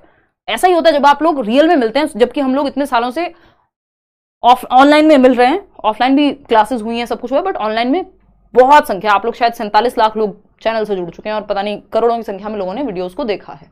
तो जब हम रियल में मिलते हैं कई बार, तो जो दो तरह के लोग होते हैं, क्योंकि मेरे जो कुछ क्लिप्स हैं वो वायरल टाइप की हो गई थी पिछले कुछ सालों में। तो एक ऑडियंस वैसी है जो जिसने कभी पढ़ाई नहीं की मेरे से, वो सीटेट नहीं पढ़ती, बट उन्होंने देखा हुआ है कोई तो मोटिवेशन की कोई रील देख ली, जो कि वो हम बातें करते रहते हैं अतरंगी, संडे वार्ता से, जो पुरानी संडे वार्ता है वो लोगों ने निकाल के डाल दी, जब शॉर्ट वीडियोस का जमाना नहीं था, तब से मैं यूट्यूब पे हूं। तो अब हुआ क्या, एक तो ऑडियंस ये हो गई जो शॉर्ट वीडियोस देखती है, रील्स देखती है, ठीक, कुछ लोग हैं जो रील्स देखते हैं, और कुछ लोग हैं जो आपके पढ़ाई करते हैं, यहाँ पे सीटेट की तैयारी कर रहे हैं। ये जो शॉर्ट्स और रील्स वाले लोग जब मुझे आसपास मिलते हैं, मान लीजिए कोई थिएटर में, कहीं रोड पे, मार्केट में, कहीं तो मिलेंगे, तो रील्स वाले लोग थोड़े से हो सकते हैं वो एक बार को सकुचाएं कि यार जाएं कि नहीं जाएं, हाय बोलें कि नहीं बोलें, है ना, या फिर पहचानने की भी कोई तो होगा जो कोशिश करेगा, उसको नाम पता भी ना हो। लेकिन ये जो पढ़ने वाले लोग हैं, जो सीटेट के लिए पढ़ाई कर रहा है, किसी भी एग्जाम के लिए, या जॉब ले चुका है, सीटेट कर चुका है, या पढ़ाई की है कभी भी, वो भागते हुए आता है, उसको कोई डर भय शर्म कुछ नहीं है, जो कि होनी भी नहीं चाहिए, ये तो मैं मजाक कर रही हूँ। क्यों? क्योंकि सेंस ऑफ बिलोंगिंग है, sense of belonging among students, कि भाई ये तो मेरा टीचर है ना, ये तो अपनी ही है, क्या दिक्कत है। तो ये हुआ sense of belonging among students. Simple है कि बच्चा जो है क्लासरूम में बिलोंग महसूस करे, ठीक। एग्जाम सेंटर्ड पेडागॉजीज, जो परीक्षा आधारित शिक्षण शास्त्रीय प्रविधियां हैं, यानी सिर्फ एग्जाम को सेंटर बनाओ नहीं, एग्जाम को नहीं, लर्निंग को सेंटर बनाना है। एक्सपीरियंस ऑफ ह्यूमिलिएशन, बच्चे को अपमानित करें, ये अनुभव अच्छा बनाएगा लर्निंग को पॉजिटिवली, नहीं, नेगेटिव है ये तो। रिसोर्स रिच क्लासरूम होनी चाहिए जहां टीचिंग लर्निंग मटेरियल वैरायटी के हों। तो फर्स्ट और फोर्थ यहां पॉजिटिव हैं, बाकी सारे जो हैं नेगेटिव हैं, जो कि आप लोग 73% लोग सही जवाब दे भी रहे हैं। आगे बढ़ते हैं क्वेश्चन नंबर 27। देखना एक बार क्वेश्चन नंबर 27 क्या कहता है। In what way a teacher should respond to the repeated errors made by a student. तो अध्यापक को विद्यार्थियों द्वारा बार बार की गई त्रुटियों के प्रति किस तरह का व्यवहार करना चाहिए, फटाफट से बताइए। जी धन्यवाद करण, बताइए। तो अध्यापक को विद्यार्थियों द्वारा बार बार की गई त्रुटियों के प्रति, यानी बार बार बच्चे गलती कर रहे हैं, तो टीचर को क्या करना चाहिए। Tell the correct answer without any comment, बिना कुछ किए सीधा आंसर बता दो। सीधा आंसर बताना कभी भी सिखाने का सही तरीका नहीं है। Thoroughly analyse the errors and provide support accordingly, पहले आप एनालाइज करेंगे भाई कि गलती है कैसी, किस नेचर की गलती हो रही है, कहां दिक्कत आ रही है, ये आप एनालाइज करेंगे, विश्लेषण करेंगे इस बात का, समझेंगे इस बात को, और फिर हेल्प देंगे। Deducting the marks straight forwardly, सीधा नंबर काट लो, तो इससे क्या होगा, एलिमिनेट कर देंगे एरर्स को, नेगेटिव रीइंफोर्समेंट देंगे बच्चे को, नहीं भाई, आप क्या देंगे, डायरेक्ट सीधा नहीं, सही कर देते हैं, बट मौका देते हैं, एनालाइज करेंगे, उस पर चर्चा करेंगे, चैलेंज करेंगे, और ठीक हो जाएगी लर्निंग जो है। चैलेंज का मतलब ये नहीं यहाँ पे वो चैलेंज आप ऑल्टरनेटिव कॉन्सेप्शन के केस में भी करते हैं एट टाइम्स। चैलेंज का मतलब ये नहीं कि बच्चे को ह्यूमिलिएट करेंगे। क्वेश्चन नंबर 28 देखिएगा, which of the following enhances problem solving skills among students. बच्चों में समस्या समाधान को बढ़ावा किससे मिलेगा? फटाफट से बता दो। ये क्वेश्चन कई बार पूछा जा चुका है पिछले कई सालों में, अलग अलग तरीके से, बस ऑप्शन चेंज कर देता है। तो फंक्शनल फिक्सनेस, अभी आपको बताया था, फंक्शनल फिक्सनेस बिल्कुल सही तरीका नहीं है। ये कौन सा तरीका है कि फंक्शनल फिक्सनेस मतलब आपकी सुई अटक गई है एक ही बात पे, कि आपको लगता है कि किसी काम को करने का सिर्फ एक ही तरीका हो सकता है ना? ये फंक्शनल फिक्सनेस है कि पेन को सिर्फ लिखने के लिए यूज किया जा सकता है, जबकि पेन को लोग क्रांति के लिए यूज कर रहे हैं, पेन को लोग हेयर बन बनाने के लिए यूज कर रहे हैं, क्लिप की तरह यूज कर रहे हैं। पता नहीं, लोग तो इंडिया, वो आजकल चलता है ना इंस्टाग्राम पे कि India is not for beginners, तो देश में पेन तो पता नहीं किस किस चीज के लिए लोग यूज कर रहे हैं। पहले मैं एग्जांपल देती भी थी कई बार, तो या कोई और भी चीज, फॉर एग्जांपल, तो हम जुगाड़ वाली स्थिति है ना हमारी। अब कोई टी शर्ट आई थी पहनने के लिए, पुरानी हो गई, उसको घर में पोंछे के लिए यूज कर रहे हैं, तो वो फंक्शनल फिक्सनेस नहीं है इसका मतलब हमारे अंदर। ठीक। कन्वर्जेंट थिंकिंग क्या है?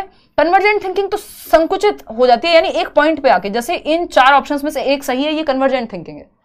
तो ये क्रिएटिविटी को बढ़ावा नहीं देती, प्रॉब्लम सॉल्विंग को बढ़ावा नहीं देती। रिस्पॉन्स सेट भी एक ही तरीका सेट है आपका, जिसको आप मान लेते हैं यूज ऑफ, ये एक काइंड ऑफ फंक्शनल फिक्सनेस और ये दोनों जुड़े हुए होते हैं। यूज ऑफ ह्यूरिस्टिक्स, खोजबीन या अन्वेषण का प्रयोग। ये जो ह्यूरिस्टिक है ये शॉर्टकट है, फंडे हैं, शॉर्टकट्स हैं किसी प्रॉब्लम को सॉल्व करने के। कैसे? हमें बताए, ये शायद प्रूवन ना हो, रैशनल ना हो, लॉजिक ना हो इनके पीछे, बट ये काम कर जाते हैं कई बार। जैसे रिमोट काम नहीं कर रहा होता घर में, हम 2 बार ऐसे कर लेते हैं। अब इसका साइंटिफिक रीजन हो सकता है हमें पता हो, नहीं पता हो, बट काम कर जाएगा हमारे लिए, ये हमारा फंडा है, शॉर्टकट है।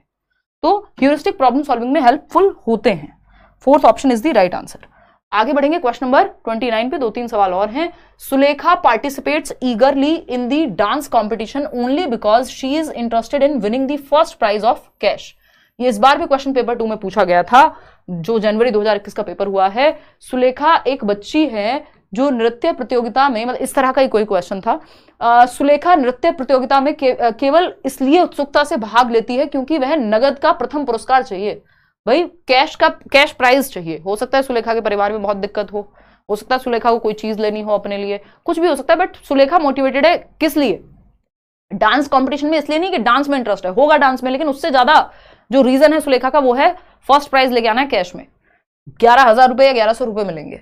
ये क्या रीजन है? इसका रीजन है बाहर, ये रीजन बाहर है, एक्सटर्नल है। रीजन कुछ भी हो, लेकिन ये एक्सटर्नल रीजन है। तो एक्सट्रिंसिक मोटिवेशन हो गई सिंपल।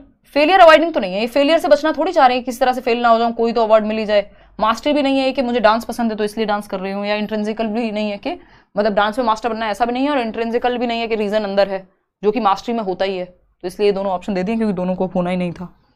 मास्टरी में रीजन अंदर ही होता है किसी काम को करने का। क्वेश्चन नंबर 30 देखिए, एक और क्वेश्चन है, क्वेश्चन नंबर 30 है, second last question. A middle school teacher wants to enable meaningful learning by helping students to make connections between concepts and real world. जो कॉन्सेप्ट्स पढ़ाए जा रहे हैं क्लास में, मान लो नाउन का कॉन्सेप्ट है, उसको वास्तविक दुनिया से जोड़ देना। विच of the following activities would be N appropriate pedagogical strategy? कौन सा तरीका सही होगा कि आप एप्रोप्रिएट पेडागोजी से जोड़ पाए इसको? फटाफट से बताइएगा। पहला है let the students learn by the method of stimulus response. नहीं, ये स्टिमुलस रिस्पॉन्स जहां दिख जाए ये नेगेटिव ही है अपने आप में, पूरे सीटेट में। Let the students research on current issue in, ये हम पहले यूज करते थे, आजकल हमारी शिक्षा प्रणाली में हम इसको यूज नहीं करते हैं। मतलब ओवर्टली होता तो है ही, बट हमारी जो मेथड्स हैं वो इसको मानते नहीं है। Current issue in small groups, बच्चा सबसे ज्यादा जहां एक्टिव है, सिंपल आंसर वही है। सेकंड ऑप्शन में लग भी रहा है। मेमोराइज करना कोई पॉजिटिव तरीका नहीं है। वर्कशीट दे दो सिर्फ मल्टीपल चॉइस की, इसमें भी कोई सोच पे प्रभाव पड़ नहीं रहा बच्चे के, सबसे ज्यादा एक्टिव है बच्चा सेकंड ऑप्शन में। आज के लिए आखिरी सवाल, फिर आप अपने घर और मैं अपने। हालांकि हम दोनों ही अपने अपने घर हैं, लेकिन हमें करना है डिनर और आपको सोना है। तो विच of the following correctly describes intrinsic motivation? आंतरिक अभिप्रेरणा। आंतरिक अभिप्रेरणा आप समझते हैं, इंटरनल मोटिवेशन। 1 नंबर का क्वेश्चन आता है, फटाफट से बताइए। जिसका रीजन अंदर है वो आंतरिक मोटिवेशन है, और ये पॉजिटिव होती है, बेहतर होती है सीखने के लिए। फटाफट से बताइएगा। सिलेबस डन है दी मॉक में, पता नहीं क्यों मार्क्स नहीं आते हैं। कौन सा मॉक दे रहे हो पहले तो ये मैटर करेगा।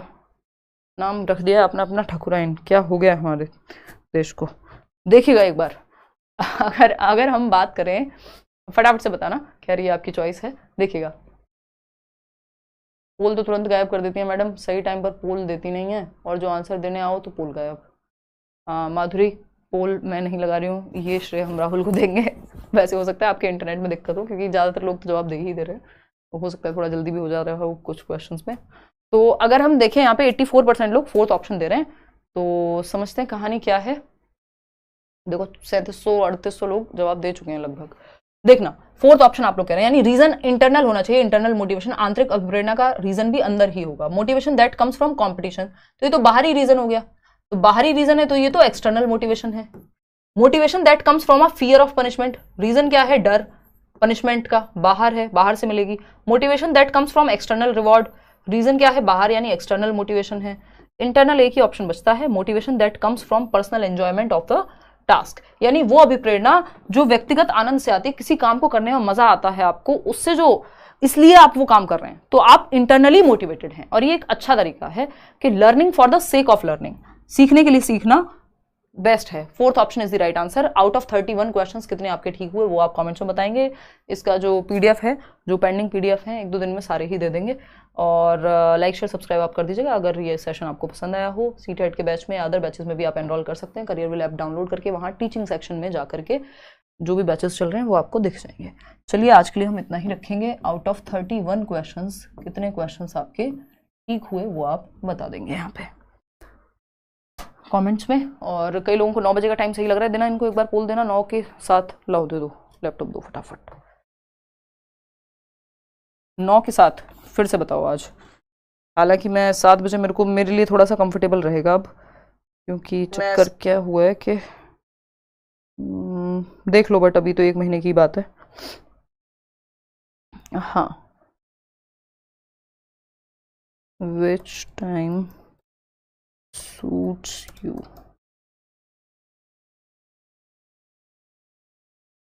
अच्छा, ये कैपिटल लेटर्स में ही टाइम जो है 7 PM और 9 PM। फटाफट से बताना, पोल आपके सामने आ चुका है। 9 बजे कर दीजिए। 9 बजे आप लोग, काफ़ी लोग कह रहे हैं यार, 7 बजे भी कह रहे हैं। अब पोल में जवाब दो, यहाँ मत लिखो, फटाफट से बताओ। 60% लोग 9 बजे वाले हैं। 56 हो गए, अब 55 रह गए, 60 हो गए। खेल लो आप आराम से। देखो एक बार, अगर हम बात करें यहाँ, अब इसकी कोई, अच्छा लो, ये अभी तो चलते रहने देना पोल। देखो एक बार, तो अगर मैं बात करूँ यहाँ, प्री नोट्स आपको टेलीग्राम चैनल पे मिल जाएंगे, मैंने दिए हुए हैं लगभग सारे ही सब्जेक्ट्स के। कितने आए पता नहीं, पर समझ में अच्छे से आया, बट हाँ वो इंपॉर्टेंट है, बहुत बढ़िया। मास्टरी लर्निंग की तरफ बढ़ रहे हैं आप, हालांकि पेपर में समय कम है। दिन में रख दीजिए यार, दिन में तो नहीं रख पाऊंगी उससे पहले, क्योंकि बैच की भी क्लास होती है फिर। ओके ठीक है, प्रीवियस पीडीएफ भेज देंगे, 3-4 पेंडिंग है आई नो। 58% लोग हैं यहाँ जो कह रहे हैं कि 9 PM रखिए क्लास, और 42% लोग हैं जो कह रहे हैं कि 7 PM रखिए। चलिए देख लेंगे, वैसे गर्मियों की छुट्टियां अब आ चुकी हैं तो 9 बजे रख भी सकते हैं। अभी कल कोशिश करूंगी मैं 7 बजे ही ले पाऊँ, अगर नहीं बन पाती बात तो फिर 9 बजे तो लूँगी ही, लेकिन कोशिश रही क्लास डेली हो जाए एटलीस्ट। तबियत सुधर भी रही है, बेटर है पहले से। चलिए थैंक यू मैम, सच में आप बहुत हार्ड वर्किंग हैं, आपको देख के मैं मेहनत करना सीख गई हूँ। थैंक यू सो मच रचा। हालांकि आजकल मैं उतना हार्ड वर्क नहीं कर पाती हूँ जितना आई यूज टू डू पहले, तबीयत और बहुत सारे रीजंस हो जाते हैं एक समय के बाद। चलिए आज के लिए इतना ही रखेंगे, थैंक यू सो मच, कल मिलेंगे, ठीक है, थैंक यू। डिनर में क्या बनाया आज? आज बनी है लौकी की सब्जी, और कई जगह कद्दू कहेंगे उसको, कई जगह घिया कहेंगे यूपी के कुछ क्षेत्रों में, और बिहार में कद्दू ही कहते हैं, हाँ, और रोटी और रायता। चलिए आज के लिए इतना ही, थैंक यू सो मच। हमारे कुक जो हैं वो कर रहे हैं वेट, उनको हमें भेजना है, आज बहुत लेट हो गया। चलिए बाय।